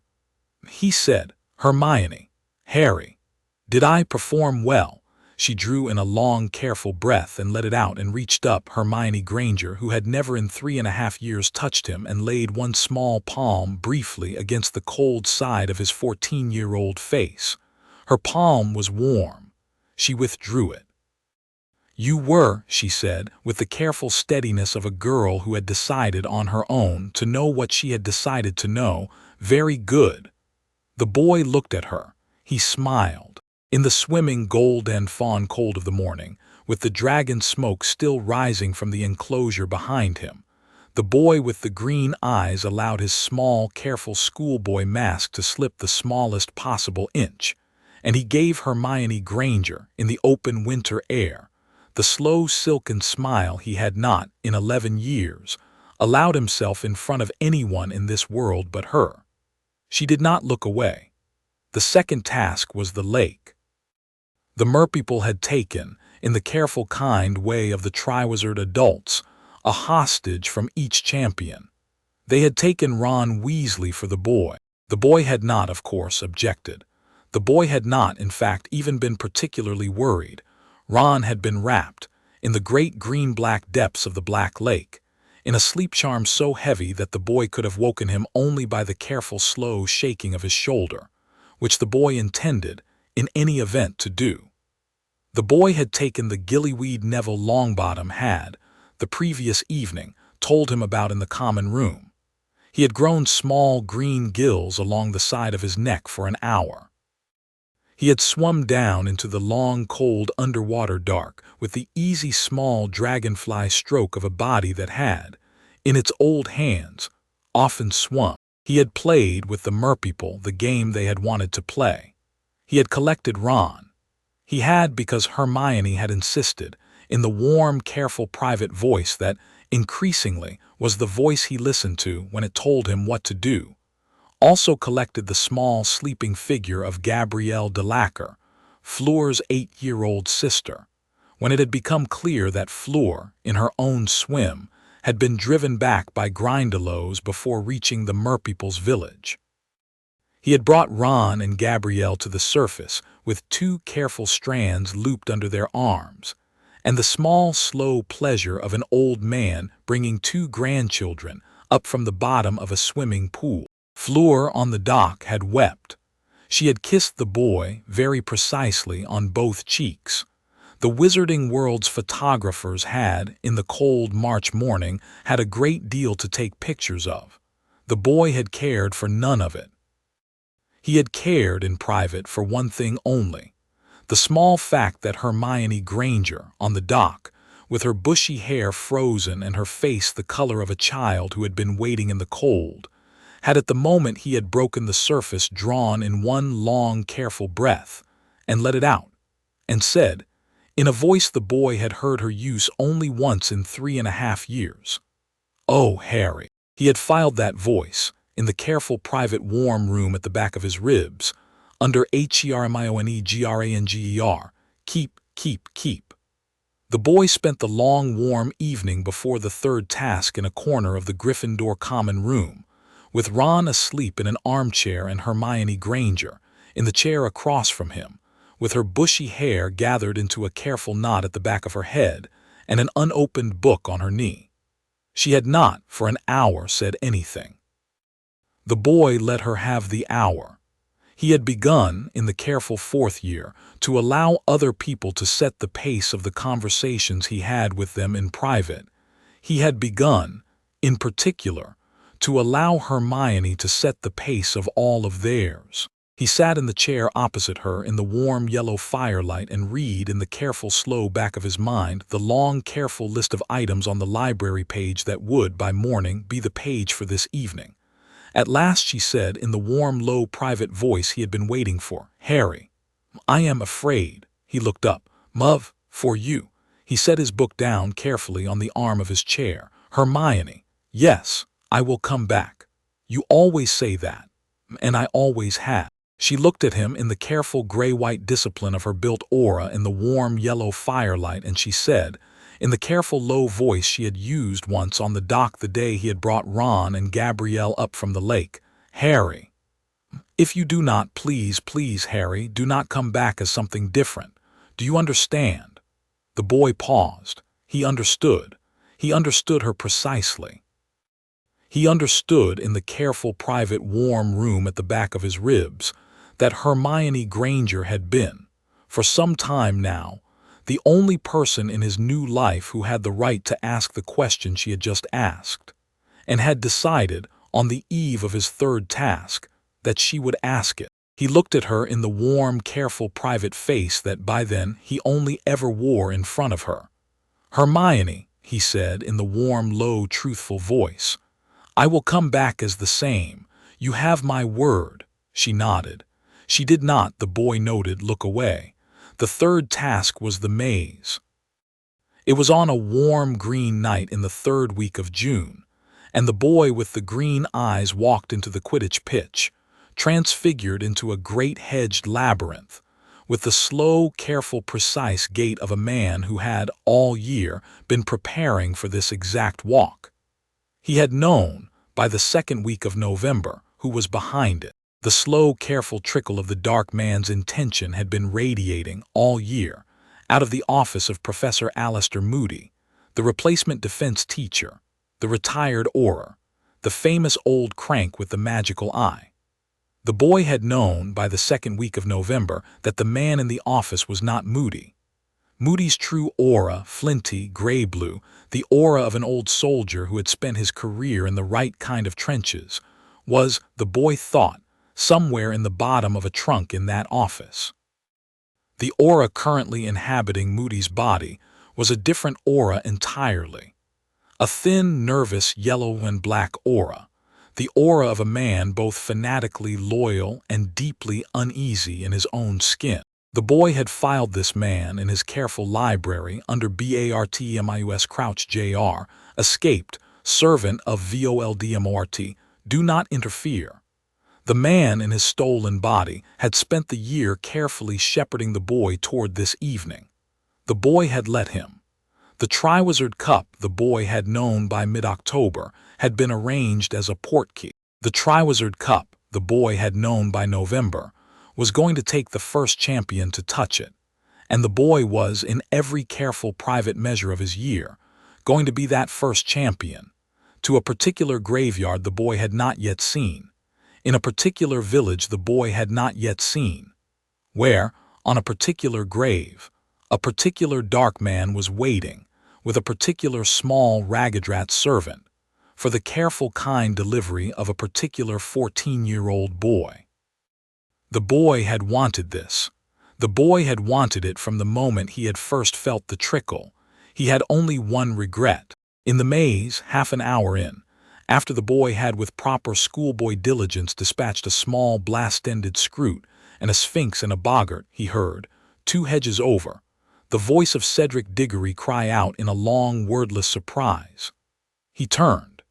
He cut through a hedge with one careful strand, then another, then a third, and emerged into a small grass clearing in which Cedric Diggory was standing, wand in hand, looking at the great gold gleam of the Triwizard Cup at the other end of the clearing. Cedric turned. Harry, Cedric, you got past the scroot. Yes, I should not take it. You were the one who told me about the egg. You were the one who saved me from Crumbs Imperious back there. You should take it. The boy paused in the warm green night. He had been planning all year to be the one who touched the cup. He had been planning all year to walk into the careful old dark man's trap on his own 2 feet and bring with him only what the old dark man had been promised. He had not, in any of his years' careful planning, intended to be brought to the graveyard with company. He looked at Cedric.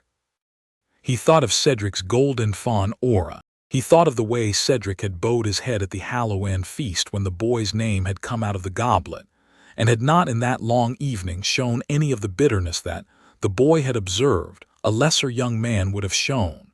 He thought of Cedric's father, the careful, proud, loud Amos Diggory, waiting in the stands above the maze. He said in the careful schoolboy voice he had been wearing all year, "Together, perhaps." Cedric blinked. Then he laughed, a small, relieved Hufflepuff laugh. All right. They walked, the 2 of them, to the cup. They reached, the 2 of them at the same time, for the long handle. The boy thought in the silken back of his mind in the small, private, warm room, "I will do what I can, Cedric. I will do what I can." They touched the cup. It hooked them, both of them, and the great green night of the maze flickered, twisted, swallowed itself. The graveyard.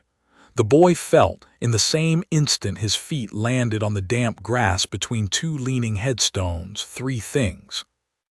The dark trickle he had been feeling all year, no longer thin, now strong, present, real, a thing that breathed in the night air at the far end of the graveyard. The small, fat, ragged aura he had laid a strand on 3 years ago in the Black Lake, also present, 20 feet off, panting beside a great stone cauldron.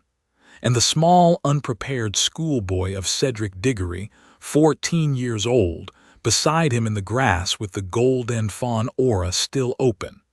He had less than a half-second. He had, and this was the part of the evening that he would, in the careful private back of his ribs, replay for himself for the rest of his new life, perhaps 3/8 of a second, perhaps less. The boy moved. He moved with the precise, easy, ferocious speed of an old self that had not, in 11 years, been called on to perform at this particular speed. The body of the 14-year-old in the warm graveyard grass beautifully began to obey. His small right hand drew, in the air, the long, fine, careful, translucent strand of his old gift, and the strand reached out across the wet grass for the front of Cedric Diggory's robes. "Avada Kedavra!" cried the small, ragged voice of Peter Pettigrew, 3 steps from the great stone cauldron. The killing curse, green, sloppy, terrified, real, flew across the graveyard. The strand caught Cedric's collar a heartbeat too late. A heartbeat. A heartbeat the boy with the green eyes had not been carrying in his body in 11 years and would, from this evening forward, carry forever. A heartbeat that, if he had taken the body off the cauldron a quarter-second earlier, if he had set the strand a quarter-second earlier, if he had been, in the small fractional way that mattered, faster, would not have been a heartbeat. The curse struck Cedric Diggory in the chest. It went through him. It went through him in the way the killing curse goes through young men with the gold and fawn aura. And Cedric Diggory's gold and fawn aura, in the small instant in which the boy's strand at last reached his collar, was no longer in his body to be pulled. The boy stood, with his strand drawn taut around the front of a body that had, half a heartbeat ago, been a person, and slowly, carefully, in the long, warm June night, lowered the body to the wet grass. Cedric's open eyes had the small, slack surprise of a young man who had not yet learned, in his short, kind life, that anyone could be that quick. The boy stood, for a careful 3 seconds, over Cedric Diggory. He noted, with a slow, careful, private attention, he had not in 11 years paid to any sensation in his own chest, that the small, warm room at the back of his ribs had, in those 3 seconds, gained a new piece of furniture. A small, dark chair, where there had not before tonight been a chair, and that the chair was in the silken back of his mind in the careful private grammar that he kept for himself, uncomfortable to look at. He named the feeling. He had decided, long ago, that he would name 1 feeling per year. He had decided, the previous year, that this year's named feeling would be the one he had in front of his worthy plum. He had decided now, on the wet graveyard grass, in front of Cedric Diggory's open, surprised eyes, to spend his named feeling on a different feeling entirely. The feeling was regret. He named it. He filed it. He laid it, with the careful, slow, private courtesy of a man who had not done this work before, in the small new piece of furniture. Then he closed Cedric's eyes with the side of his small 14-year-old thumb. He stood up. The boy with the green eyes stood alone in the wet grass of the graveyard and walked out from behind the headstone and lifted his face to the small, ragged figure of Peter Pettigrew, and to the great stone cauldron behind Pettigrew, and to the thin, dark trickle of an awful, unfinished aura curled in a small, swaddled shape in the dirt beside the cauldron. The boy said softly, "Wormtail." Pettigrew, in his small panic, fumbled his wand. "You Potter, you should be dead." "Yes, so you have said." The boy lifted his hand. He laid 1 fine, careful, translucent strand around the small, fat throat of Peter Pettigrew, and another around Pettigrew's wand hand, and another around the inside of his left ankle, and then, in the precise small flick of an old habit, he lifted Pettigrew off his feet and laid him flat on his back in the dirt beside the cauldron. What? Be still, dear." The boy walked, slowly, the long length of the grass between the leaning headstones, until he was standing over the small, thrashing fat shape of Peter Pettigrew, with 1 foot precisely placed on Pettigrew's right wrist, and his small wand pointed precisely between Pettigrew's eyes. He looked down at him. He took, for a long, beautiful private second, the careful, warm pleasure of an old self that had been promised. For 13 years, between a green light in a cradle and a graveyard in a village he did not yet know, the body of a man he was at last in front of. He said softly, in the warm, low, truthful voice that he had begun, in this strange new life, to allow himself in private with, among others, Hermione Granger. Peter Pettigrew. You sold my parents to a dark man. You should not have done that. Have, please, Harry, please, The boy lifted his small 14-year-old wand. He looked at Peter Pettigrew. He paused. He let his own old self breathe. Then, with the slow, careful, private courtesy of a man who had been waiting a long time to do exactly this work, he laid one fine, careful strand of his old gift directly across the bridge of Peter Pettigrew's nose, and through the soft place between his eyes and into the small brittle inside of his skull, and he pulled. It was not a flashy working. It was not loud. There was no light. The boy did not, on his small face, alter his expression. Peter Pettigrew on the dirt made a single small slow sigh. His hand stopped moving. His chest stopped moving. The boy withdrew the strand. He cleaned the strand on the air. In the careful private fashion an old self might have wiped a card on a sleeve and let it dissolve. He stood, for a long, quiet second, over the still body of Peter Pettigrew. He stood, in the careful, courteous, slow way of a host clearing a place setting at a long table, and walked once around Pettigrew's body, examining it in the warm, thick June night with the slow, private attention of a man who had spent many years in the patient anticipation of meeting precisely this small, fat, rat-shaped person at exactly this kind of evening. He had not, in the moment, used a curse. He had not wanted to give Voldemort the courtesy of recognizing a wand working. But he had, in the soft, small, private way he had practiced for 13 years, given Peter Pettigrew the only ending he had earned. The boy noted, with private professional satisfaction, that the body's gold-rimmed silver hand, the one Voldemort had given him last summer in a tower he had not yet seen, was still warm where it lay across the dirt. He took the silver hand, gently, off the body's wrist. He laid it in the wet grass beside the cauldron, in the careful private fashion of a man returning a borrowed tool to its owner. Then he lifted his head and turned slowly on the wet graveyard grass to face the great stone cauldron behind him. The small swaddled aura in the dirt beside the cauldron was, the boy noted, awake. The small swaddled aura had been awake the entire time. The small swaddled aura had been, and the boy admired this very much in the silken back of his mind, watching. A high cold voice, very thin, very precise, rose from the small swaddled bundle. "Potter, you have killed my servant." "Yes." "That was discourteous."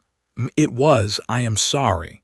You will, however, complete the ritual. You will not, I think, refuse me." The boy looked at the small, swaddled bundle. He looked at the cauldron. He looked, for one careful private second, behind him, at the wet graveyard grass where Cedric Diggory's body lay in the warm June dark, with his eyes closed under the boy's small thumbprint. Then he looked back, in the long, warm, careful private smile that had not, in 11 years, been allowed to touch his small face in public, at the small swaddled shape of his last and worthiest plum.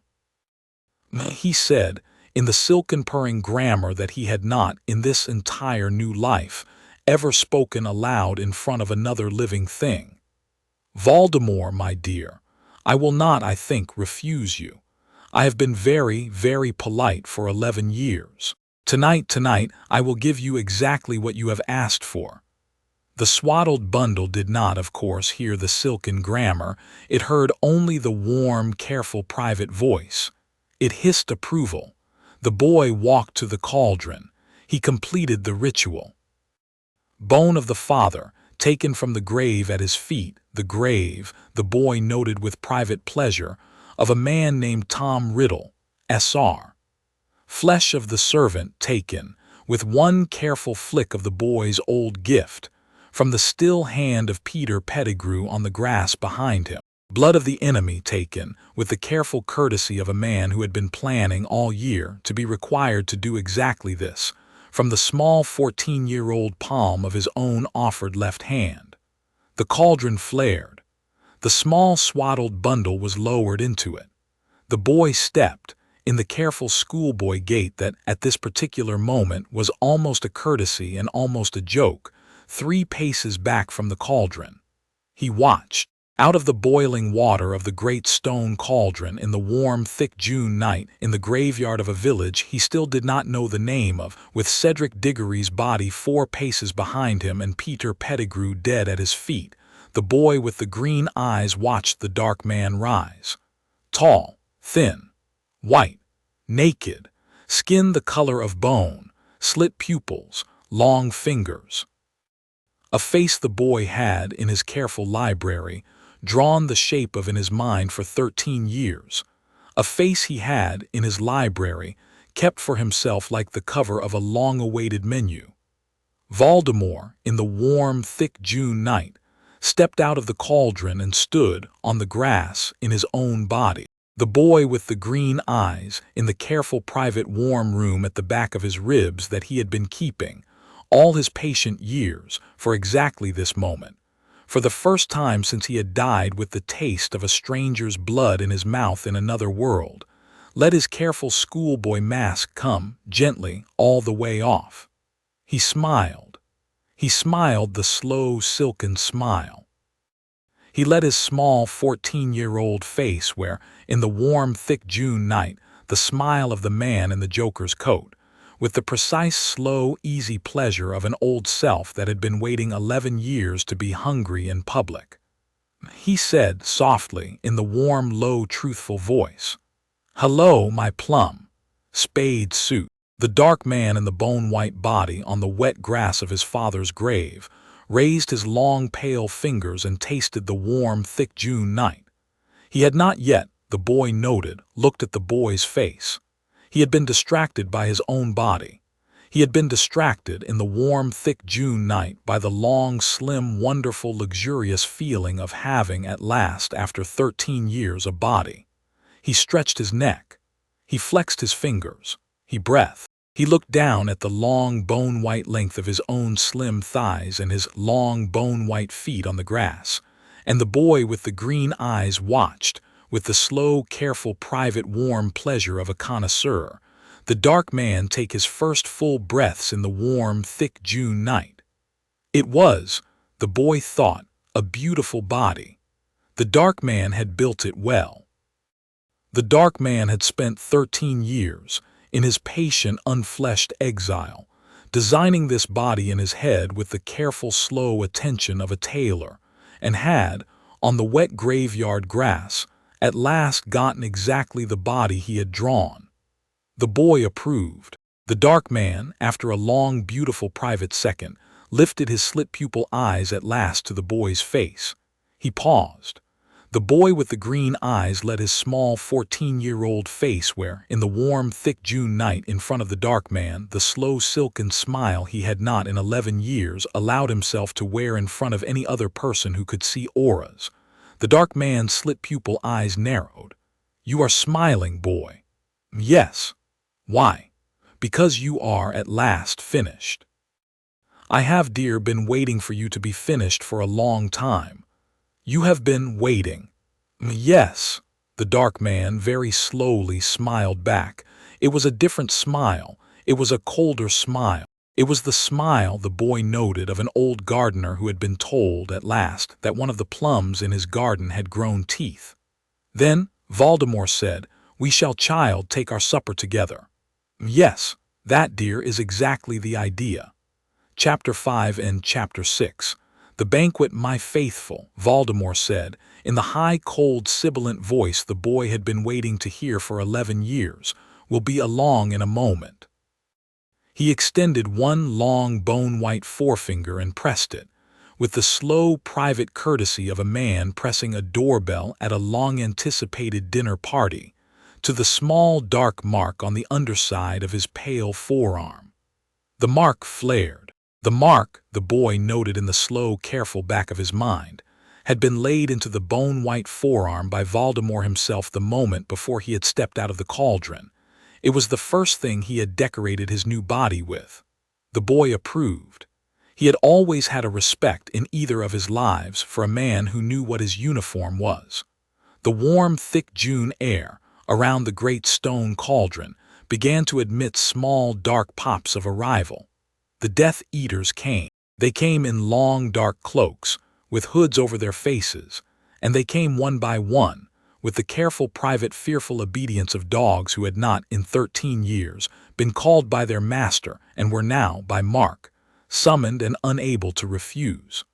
The boy stood with his small 14-year-old hands at his sides and his small 14-year-old face composed into the careful schoolboy approximation of a frightened boy, and he watched them arrive.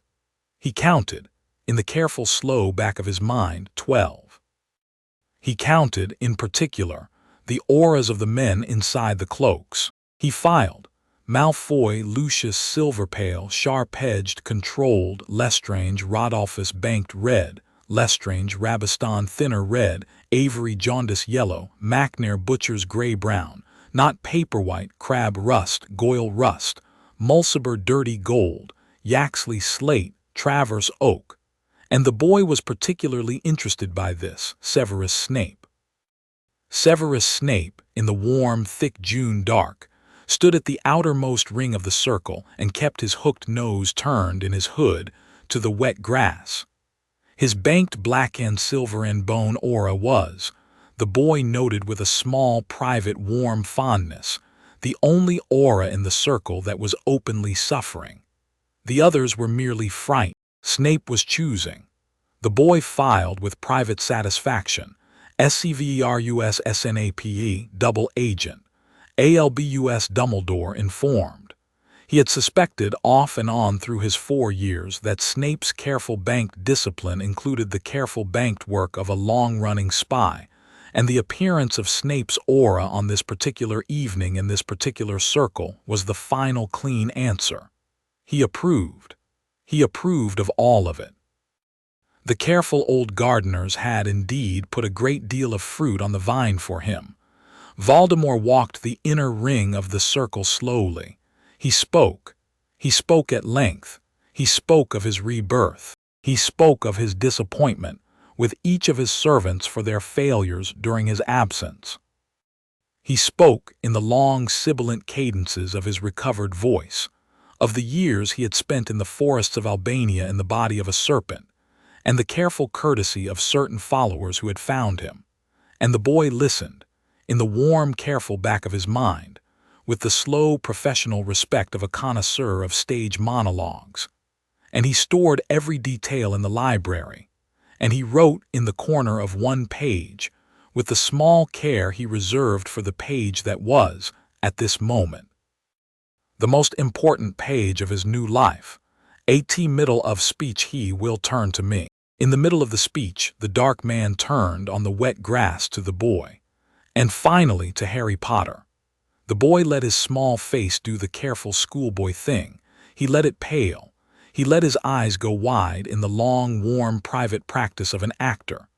"My young friend," the dark man said, with the cold, slow, private courtesy of a host bringing a long-awaited dish to the table. "You, who have been so much trouble for so many years to your elders. You who have inconvenienced me in particular considerably. Tonight you have been a most cooperative guest. Tonight you have stood in my graveyard. Tonight you have given me bone and flesh and blood. Tonight, my friends, the boy who survived me is at last going to, what is the word, provide closure." The Death Eaters laughed, the obedient laugh of dogs. The dark man stepped in the careful slow gait 2 paces toward the boy. "What shall we do with him, my faithful?" "Kill," said Bellatrix Lestrange, somewhere in the circle, in a voice the boy had not, in the count, expected. Bellatrix had escaped Azkaban in the 2nd week of June, and had been the small extra arrival who had pushed the count from 11 to 12. The boy filed her with private interest under Bellatrix Lestrange, keen, possibly a meal of its own. "Kill, kill, kill," said various other Death Eaters in the circle. Voldemort raised his bone-white hand. "No, my faithful. We will not only kill him, we will play first. We will let him understand. We will let him feel before the end what he has crossed." The circle went quiet. Voldemort smiled the cold, thin smile of a man who knew the shape of his own theater. He drew his own wand, the long pale yew the boy had read of in the library, and pointed it at the boy in the schoolboy robes, and he said, in the cold, sibilant voice he loved, "Bow, Harry. Bow to your death." The boy let his small body with the careful courtesy of a guest bow. Voldemort smiled wider. "Now then, we duel." The boy stood up from the bow slowly and raised his small wand. He raised it in the wrong grip, the careful schoolboy grip, the one Madame Hooch had taught the first-year charms class, the one any tournament champion had long since outgrown. The Death Eaters in the circle let out a small collective dark chuckle. The boy let them have it. He kept the schoolboy grip. He kept also the careful, slow, private schoolboy mask on his face. Beneath the mask, in the silken back of his mind, his old self had begun, with the slow, careful, sticky precision of an old habit, to lay strands. 36 of them in the first 3 seconds. He laid them, one transparent finger drop at a time, in the small, invisible, careful fashion that he had practiced for 14 years, into every joint of the warm June graveyard. He laid the first 12 on the 12 Death Eaters. One strand, fine as a girl's whisper, around the wandrist of every man and woman in the circle. The strands lay on their wrists like the cool weight of long-dropped jewelry. The Death Eaters, distracted by the long speech of their master, did not feel them. The boy approved. The boy had not, in his old life, ever performed a 36-strand opening. The body of the 14-year-old he was wearing was, the boy noted with private pleasure, equal to the work. He laid the next dozen strands across the ground, across the wet June grass between every pair of headstones. 12 careful, long, fine, ankle-high cobwebs. The Death Eaters, in their fine, dark cloaks, had been told to stay still by their master and had, for the moment, obeyed. He laid the final 12 in the air. 12 careful, long, fine, arched cobwebs along the underside of the cypress branches overhanging the graveyard, attached on one end to the trunks of the cypresses, and on the other to the cuffs of the boy's small 14-year-old robes. Then he straightened, and let his small wand, in the careful schoolboy grip, point politely toward Voldemort's heart. "All right, sir," he said in the careful schoolboy voice. "I am ready." "Crucio," said Voldemort. The boy moved. His small 14-year-old body, on the 24 long, fine, arched ground and tree strands, lifted up out of the path of the curse with the careful, easy gait of an old performer in a body finally ripe to perform. He did not, in the lifting, look as if he were lifting. He merely seemed, in the warm June dark, to have stepped one neat pace to the left. The curse passed where he had been and dug in a brittle red hiss into the wet grass. The Death Eaters in the circle drew a long collective breath.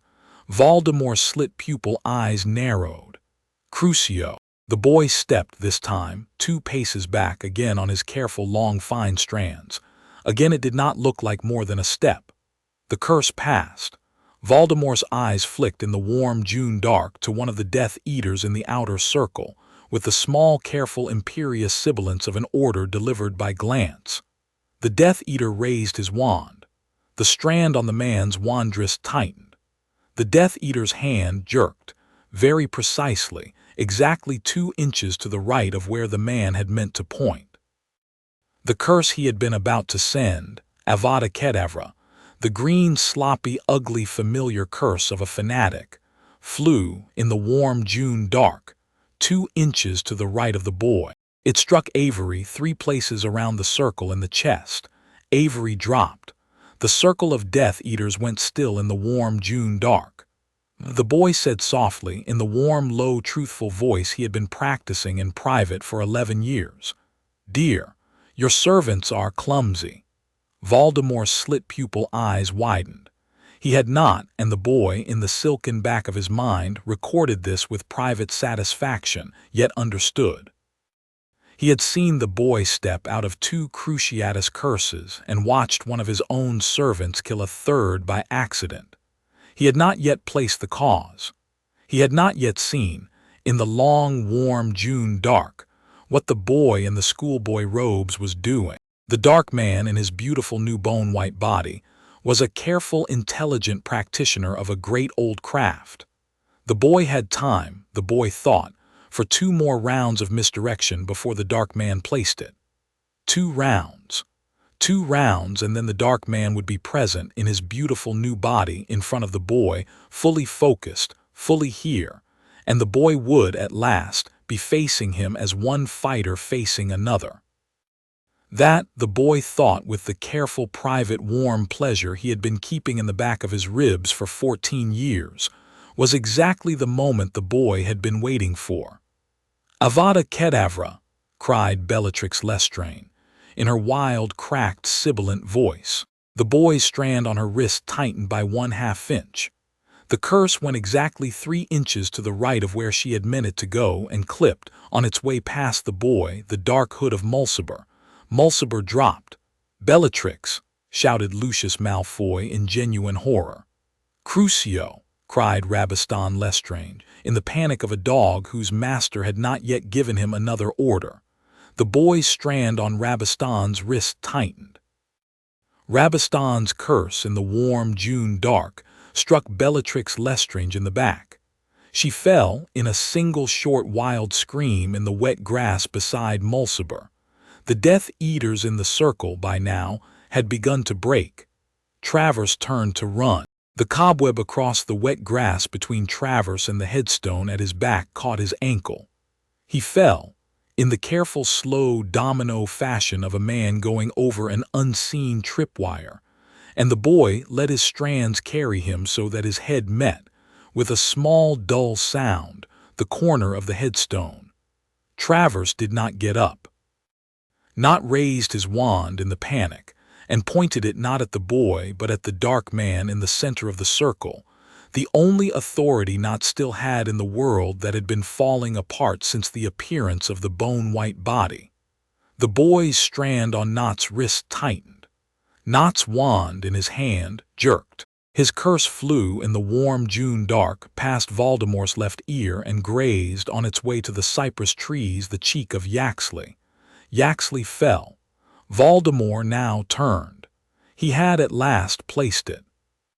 He looked at the boy with the slow, careful, private attention of a man who, in the warm, thick June dark, had at last understood that the small 14-year-old in the careful schoolboy robes in the middle of his circle had been, in the last 43 seconds, not so much dueling him as supervising a small, bright theatrical massacre of his own house. "Boy," Voldemort said. "What are you?" The boy let his small 14-year-old face in the warm, thick June dark allow itself the slow, silken smile. He let also the schoolboy mask come gently all the way off. He said, in the warm, low, truthful voice he had not in 11 years used in front of more than one person at a time, "Dear, I am finally hungry." The dark man in his bone-white body did not, as the boy had hoped, flinch. The dark man, the boy noted with private warm approval, instead drew himself, very carefully, into the disciplined, dueling stance of a man who had at last understood what he was looking at, and had set aside his speech, and his theater and his audience, and had, for the first time in his 13-year exile, become entirely present. The boy bowed in the old swordsman's bow. The dark man, after a careful, slow second, bowed back. The remaining Death Eaters, Lucius Malfoy, Snape, the brothers Crabbe and Goyle, Rabastan Lestrange, stood in the circle around them in a small, wide ring of professional horror, with their wands lowered as if they understood in the slow June dark that what was about to happen between the boy and the dark man in the center of the circle would not be improved by their participation. Voldemort spoke first. "Avada Kedavra." The green light flew. The boy stepped lightly onto 2 strands, and let his small 14-year-old body lift 2 inches into the air, and let the green light pass beneath his small 14-year-old shoes. And as it passed, He flicked one fine, careful strand, with the precise small love of an old habit, into the path of the green light, and let the strand catch the light the way a long ribbon catches a thrown stone, and let it bend in the warm June dark in a long, careful, slow arc, and continue on beautifully redirected. To a cypress tree at the back of the circle, the tree splintered. The Death Eaters in the circle stepped back from it. Voldemort's slit-pupil eyes widened. That was my curse. It is now, dear. Voldemort lifted his wand again. The boy did not this time wait. He stepped 3 paces on 3 strands in the warm June dark into the center of the ring with the Dark Man, and he raised his small 14-year-old hand, and he laid out of his fingertips, with the slow, careful, loving precision of an old hand, the long, fine, careful, translucent web that had, in his old life, been the signature of his old style. The web stretched between him and the Dark Man in a single transparent screen. Voldemort, on his side of the web, could not see it. "Crucio," said Voldemort. The Cruciatus curse struck the web. It caught in the warm, careful, translucent strands, the way a thrown ball catches in a net. It hung for a private warm second in the warm June dark, in the air between the boy and the Dark Man. The boy lifted on a single strand of the web, the curse out of the web. He held it briefly in the air between them. He flicked his small wrist.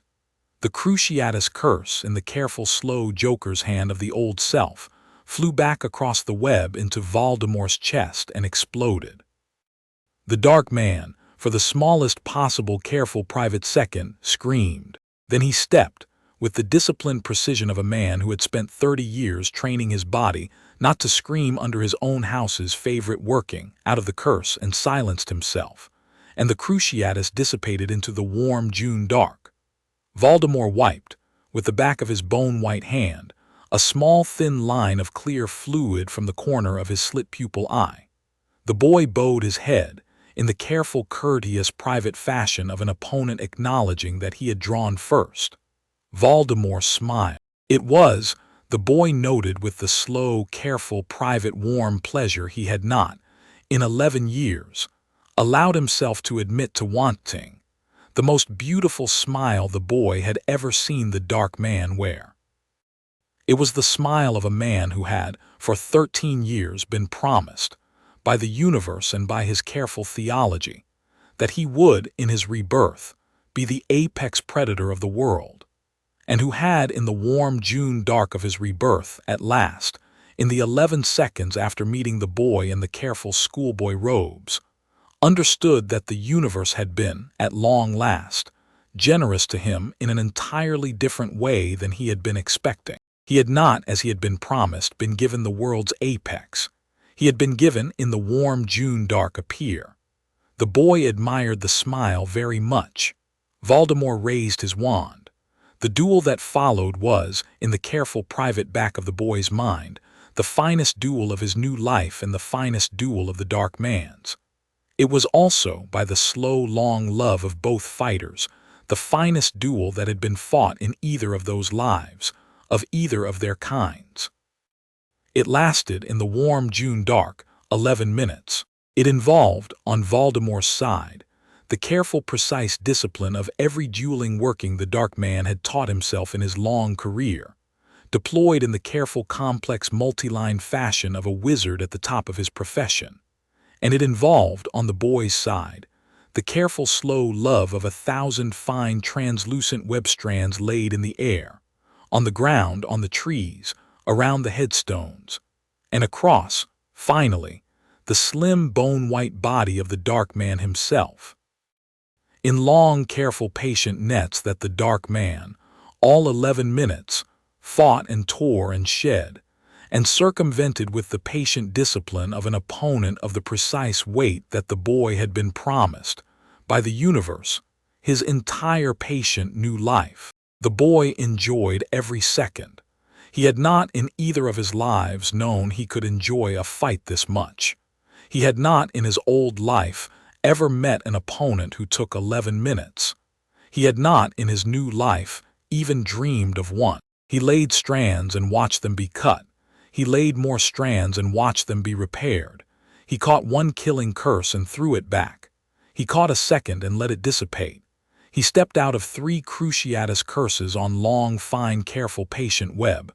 He ducked, in the careful old swordsman's fashion, under one slow, careful loop of a working the boy did not, in the slow, careful back of his mind, immediately recognize, a working that on closer inspection turned out to be of the dark man's own private design, a kind of elastic black tether the boy admired so much that, for the careful, private, warm pleasure of admiring it, he allowed the working to catch his small 14-year-old left wrist and hold him still for the precise 3 seconds it took to study its careful, intricate construction. Voldemort, in the warm June dark, took the 3 seconds to lift his wand and aim it precisely at the small 14-year-old chest of the boy. He smiled at last, the careful, private, warm, pleased smile of an apex predator who had, in the warm June dark, won. Avada Kedavra, Voldemort whispered in the warm, low, cold, sibilant voice. The green light flew. The boy, in the careful, private, warm room at the back of his ribs, let it. He let the green light come. He let the green light reach him. He let the green light strike his small 14-year-old chest in the warm June dark. And he let, for the smallest possible warm, careful, private second, fine as a girl's whisper, fine as a spider's flag, the slow, soft, sticky weight of his old gift, his last and least visible web, catch the green light on the careful patient inside of the boy's chest, the way the small infant in the cradle on Halloween in another country had, in the soft, careful infant reflex that had on that night saved his soul, caught the same green light from the wand of the same dark man. The green light hung, in the careful, patient strands across the boy's chest, in the warm June dark. The boy looked up in the careful, slow, private warmth he had been keeping for this moment at the slit-pupil eyes of the dark man. He smiled. "Hello again, dear." Heart suit he flicked. The green light, on the careful, patient strands across the boy's chest, lifted, turned, was, in the warm, careful, private hand of an old self at last in its full-grown body, redirected and flew, in the warm June dark, back across the space between the boy and the dark man, with the easy, careful old joker's hand precision of a card being slipped, in a long-promised fashion, into the back of an old colleague's heart. The green light struck the bone-white body of Voldemort precisely in the chest. The dark man, in his beautiful new body, on the wet graveyard grass of his father's grave, lifted his long, slim, bone-white hands and looked in the warm June dark at the boy, and said, in the warm, careful, private voice of a man whose last conscious thought was, the boy noted with slow, careful, private, warm admiration, the only conscious thought worth thinking on the threshold of his death, "Curious, curious boy." He fell. The bone-white body fell in the warm June dark on the wet graveyard grass, and the boy with the green eyes, small, 14, in the careful Triwizard champion's robes, stood over him for a long, careful, private second, and watched with the slow, careful, private, warm attention of a man who had been promised, at last, an apex meal, the slow, careful, precise extinction of the worthiest plum he had ever, in either of his 2 lives, eaten. He named the feeling. He had decided the previous year that this year's named feeling would be the one he had in front of his worthy plum. He had spent it, in the warm June dark in the earlier moment, on regret. He had not quite known the previous year that he would have 2 named feelings to spend in 1 year. He had not quite known the previous year what the second one would be. He named it. The feeling was satisfaction. He let it warm in the small, private, warm room at the back of his ribs, the small piece of new furniture he had set there in front of Cedric Diggory's open, surprised eyes. The furniture, the boy thought, would always be there. He had earned it. He would carry it. But the warmth, the warmth, the warmth, the warmth of the apex meal would, he thought, also always be there. He had earned that too. He would carry it. The remaining Death Eaters in the circle stood, in the warm, thick June dark, in the careful, slow stillness of dogs whose master had, in front of them, been butchered. Lucius Malfoy spoke first. His silver-pale aura was, the boy noted, the same color it had been at the beginning of the evening, only thinner. He was the careful, courteous opportunist the boy had filed him as 4 years ago, and the boy had known that Lucius Malfoy was, on the night his master died, going to be a man who would, in the slow June dark, choose, with the careful courtesy of a survivor, the side of whoever had won. "Potter," Malfoy said, in the careful, slow, silken voice of a man choosing his words. The boy looked at him. The Death Eaters in the circle, with the unspoken slow precision of men in a corner, lowered their wands. The boy let them. "Lucius, you killed our master." "Yes." "Then we are at your service." The boy paused.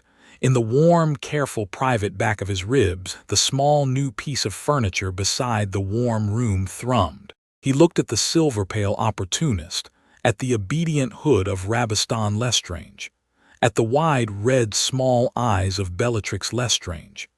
Bellatrix had, in the warm June dark, against all his expectations, gotten up from where Rabaston had cursed her, and was watching him now with the slow, private, warm, fixed attention of a dog presented unexpectedly with a new master, and he considered. He considered, with the careful, slow, private warmth he had begun, in the careful 4th year, to allow himself to use in private with people he had not previously considered worth using it with. He had had 11 minutes with the dark man. He had had 11 beautiful minutes. He had eaten his apex meal. He was, in the small, careful, private back of his ribs, satisfied. He did not, in the small, careful, private back of his ribs, want a court. He did not, in the careful, private back of his ribs, want a kingdom. He had been in this new life a Gryffindor, and he had been a polite schoolboy, and he had been increasingly a person, and he found in the slow, careful warmth of his 14-year-old chest that the small, careful, private, warm room at the back of his ribs was, in the warm June dark, already as full as he wanted it to be. He looked in the warm June dark at the slow, private opportunist of Lucius Malfoy. "No, dear. No. You will go home, dear, all of you. You will go home, and you will think very carefully in the next few days about the careful, courteous lives you are going to lead from this evening forward. You will lead them, dear, in such a way that the Wisengamot, on whose desks the careful Mr. Snape will, by morning, have placed certain useful sets of documents, will find your careful, courteous lives instructive. You will, in particular, in the years to come, not touch muggles." He looked with the careful, slow, private warmth around the circle. "You will not, in particular, touch anyone I have decided is interesting." The Death Eaters in their hoods were quiet. "You will," the boy said, in the warm, low, truthful voice he allowed himself in private with people he was making promises to, "be careful. If you are not careful, I will in time come to you, dear. I will come to you with the slow, careful, private warmth I have for fruit. I will pluck you, dear. I will, in the silent, slow back of my ribs, taste you, and I will be disappointed." The Death Eaters in the circle slowly lowered their hoods. The boy let them. He let them, one by one, see his small 14-year-old face in the warm June dark. He let them, one by one, look at his small green eyes. He let them, one by one, understand. They disapparated, one by one, with small dark pops, the way they had come. The last to go was Severus Snape. Snape, in his hood lowered, looked at the boy across the wet graveyard grass, and the boy looked back, and the boy let, in the warm June dark, his small 14-year-old face wear the careful, private, warm smile that he had begun in the 4th year, to allow himself, in private, with a handful of people he had filed under colleague. Snape's black and silver and bone aura in the warm June dark did the smallest possible thing the boy had ever seen Severus Snape's aura do. It bowed. Snape disapparated. The boy stood in the warm June dark in the empty graveyard, with the wet grass and the leaning headstones and the great extinguished cauldron and the small still bodies of Pettigrew on his back, Avery on his face, Mulciber, Travers, Yaxley, the empty cypress, and finally the long, beautiful bone-white pier. He walked in the warm, careful, slow gait across the graveyard to the body of Cedric Diggory. He stood over it. He took, out of the inside pocket of his school robes, the small, careful, translucent pack of Muggle-playing cards he had been carrying with him since the summer. He drew the top card. It was, and this was, in the warm, careful, private slow back of his ribs, in the warm June dark. A very small, kind joke he allowed himself to enjoy in the way he had begun in the 4th year, to enjoy a small private joke, the ace of spades. He laid the card in the warm, careful old joker's hand of his 14-year-old fingers on Cedric Diggory's chest. He pinned it there, on the gold and fawn collar of the Hogwarts school robes, with the careful, slow precision of an old habit. He drew a second card, the ace of hearts. He laid it on the small, fat, ragged chest of Peter Pettigrew. He drew, one by one, in the warm, careful private back of his ribs in the warm June dark, the rest of the deck. He laid one card on each of the still bodies in the graveyard. He laid the king of spades on Avery, the queen of hearts on Mulciber, the jack of diamonds on Travers, the king of clubs on Yaxley. On the long, slim, bone-white chest of the dark man in the warm June dark, with the slow, careful, private warmth he had decided to allow himself, in private, for exactly this small moment in his new life, he laid the joker. He stood, for a long, quiet, careful, private second, over the dark man.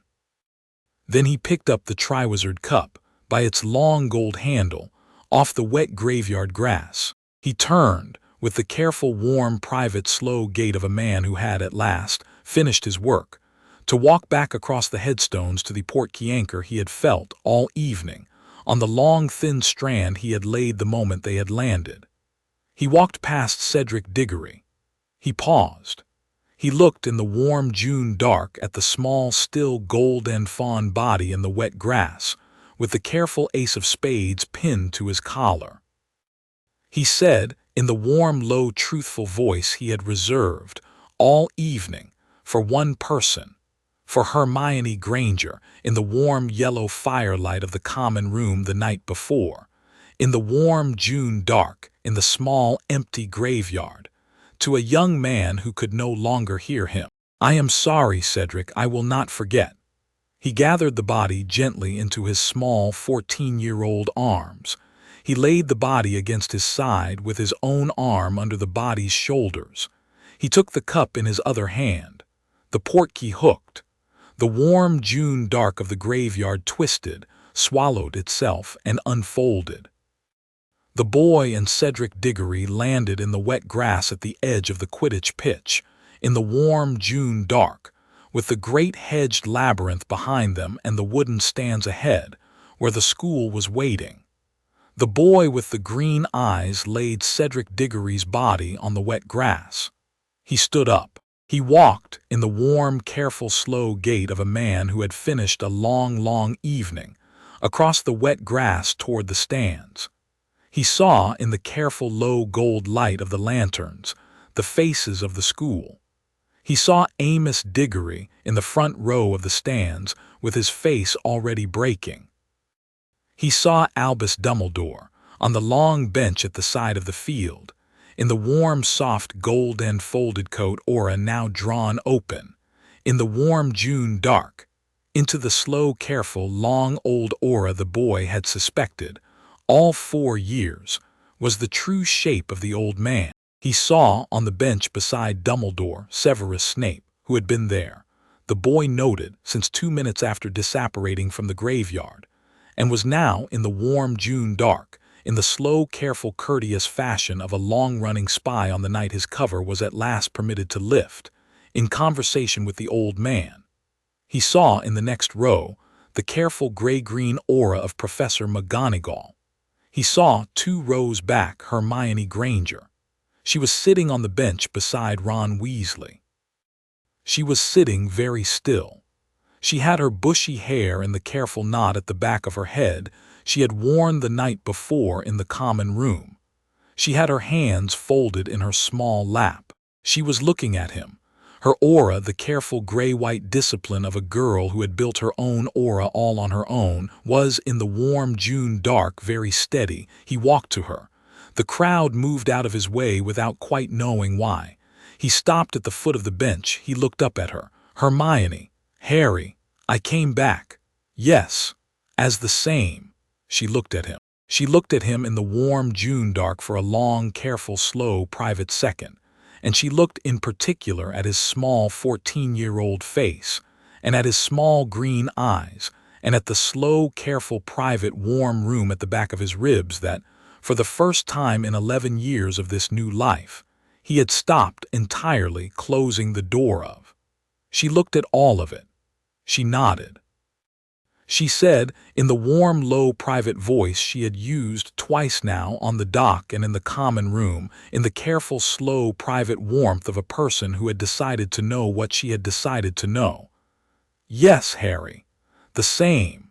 He smiled. The smile in the warm June dark, in front of the entire school, in front of the careful old gardeners and the careful old colleagues and the careful old friends, was the smile he had not in 11 years worn in public. It did not, the boy was satisfied to note, alarm anyone but the people who should have been alarmed. The walk back to Hogwarts was the quiet of his life. Hermione walked on one side of him. Ron walked on the other.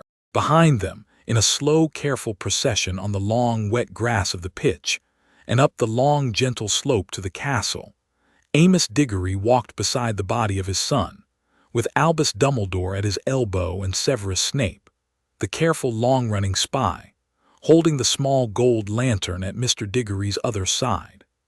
The boy walked in the warm June dark of his new life with the careful, slow, private gait of a man whose long, patient garden had, on this evening, at last yielded its harvest. He felt in the small, careful, private, warm room at the back of his ribs 2 pieces of furniture, a small dark new chair where Cedric Diggory's name now sat, and a small warm new piece of light where the warmth of an apex meal had at last come to rest.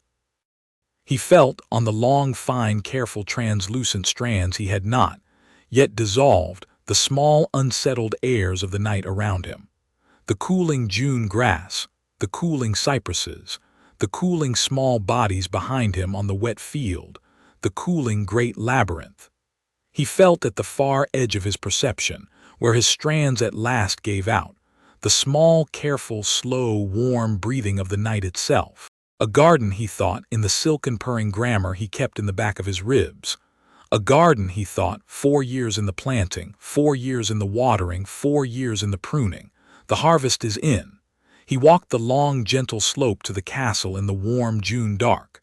At the steps to the entrance hall, the small, bushy-haired girl at his elbow paused.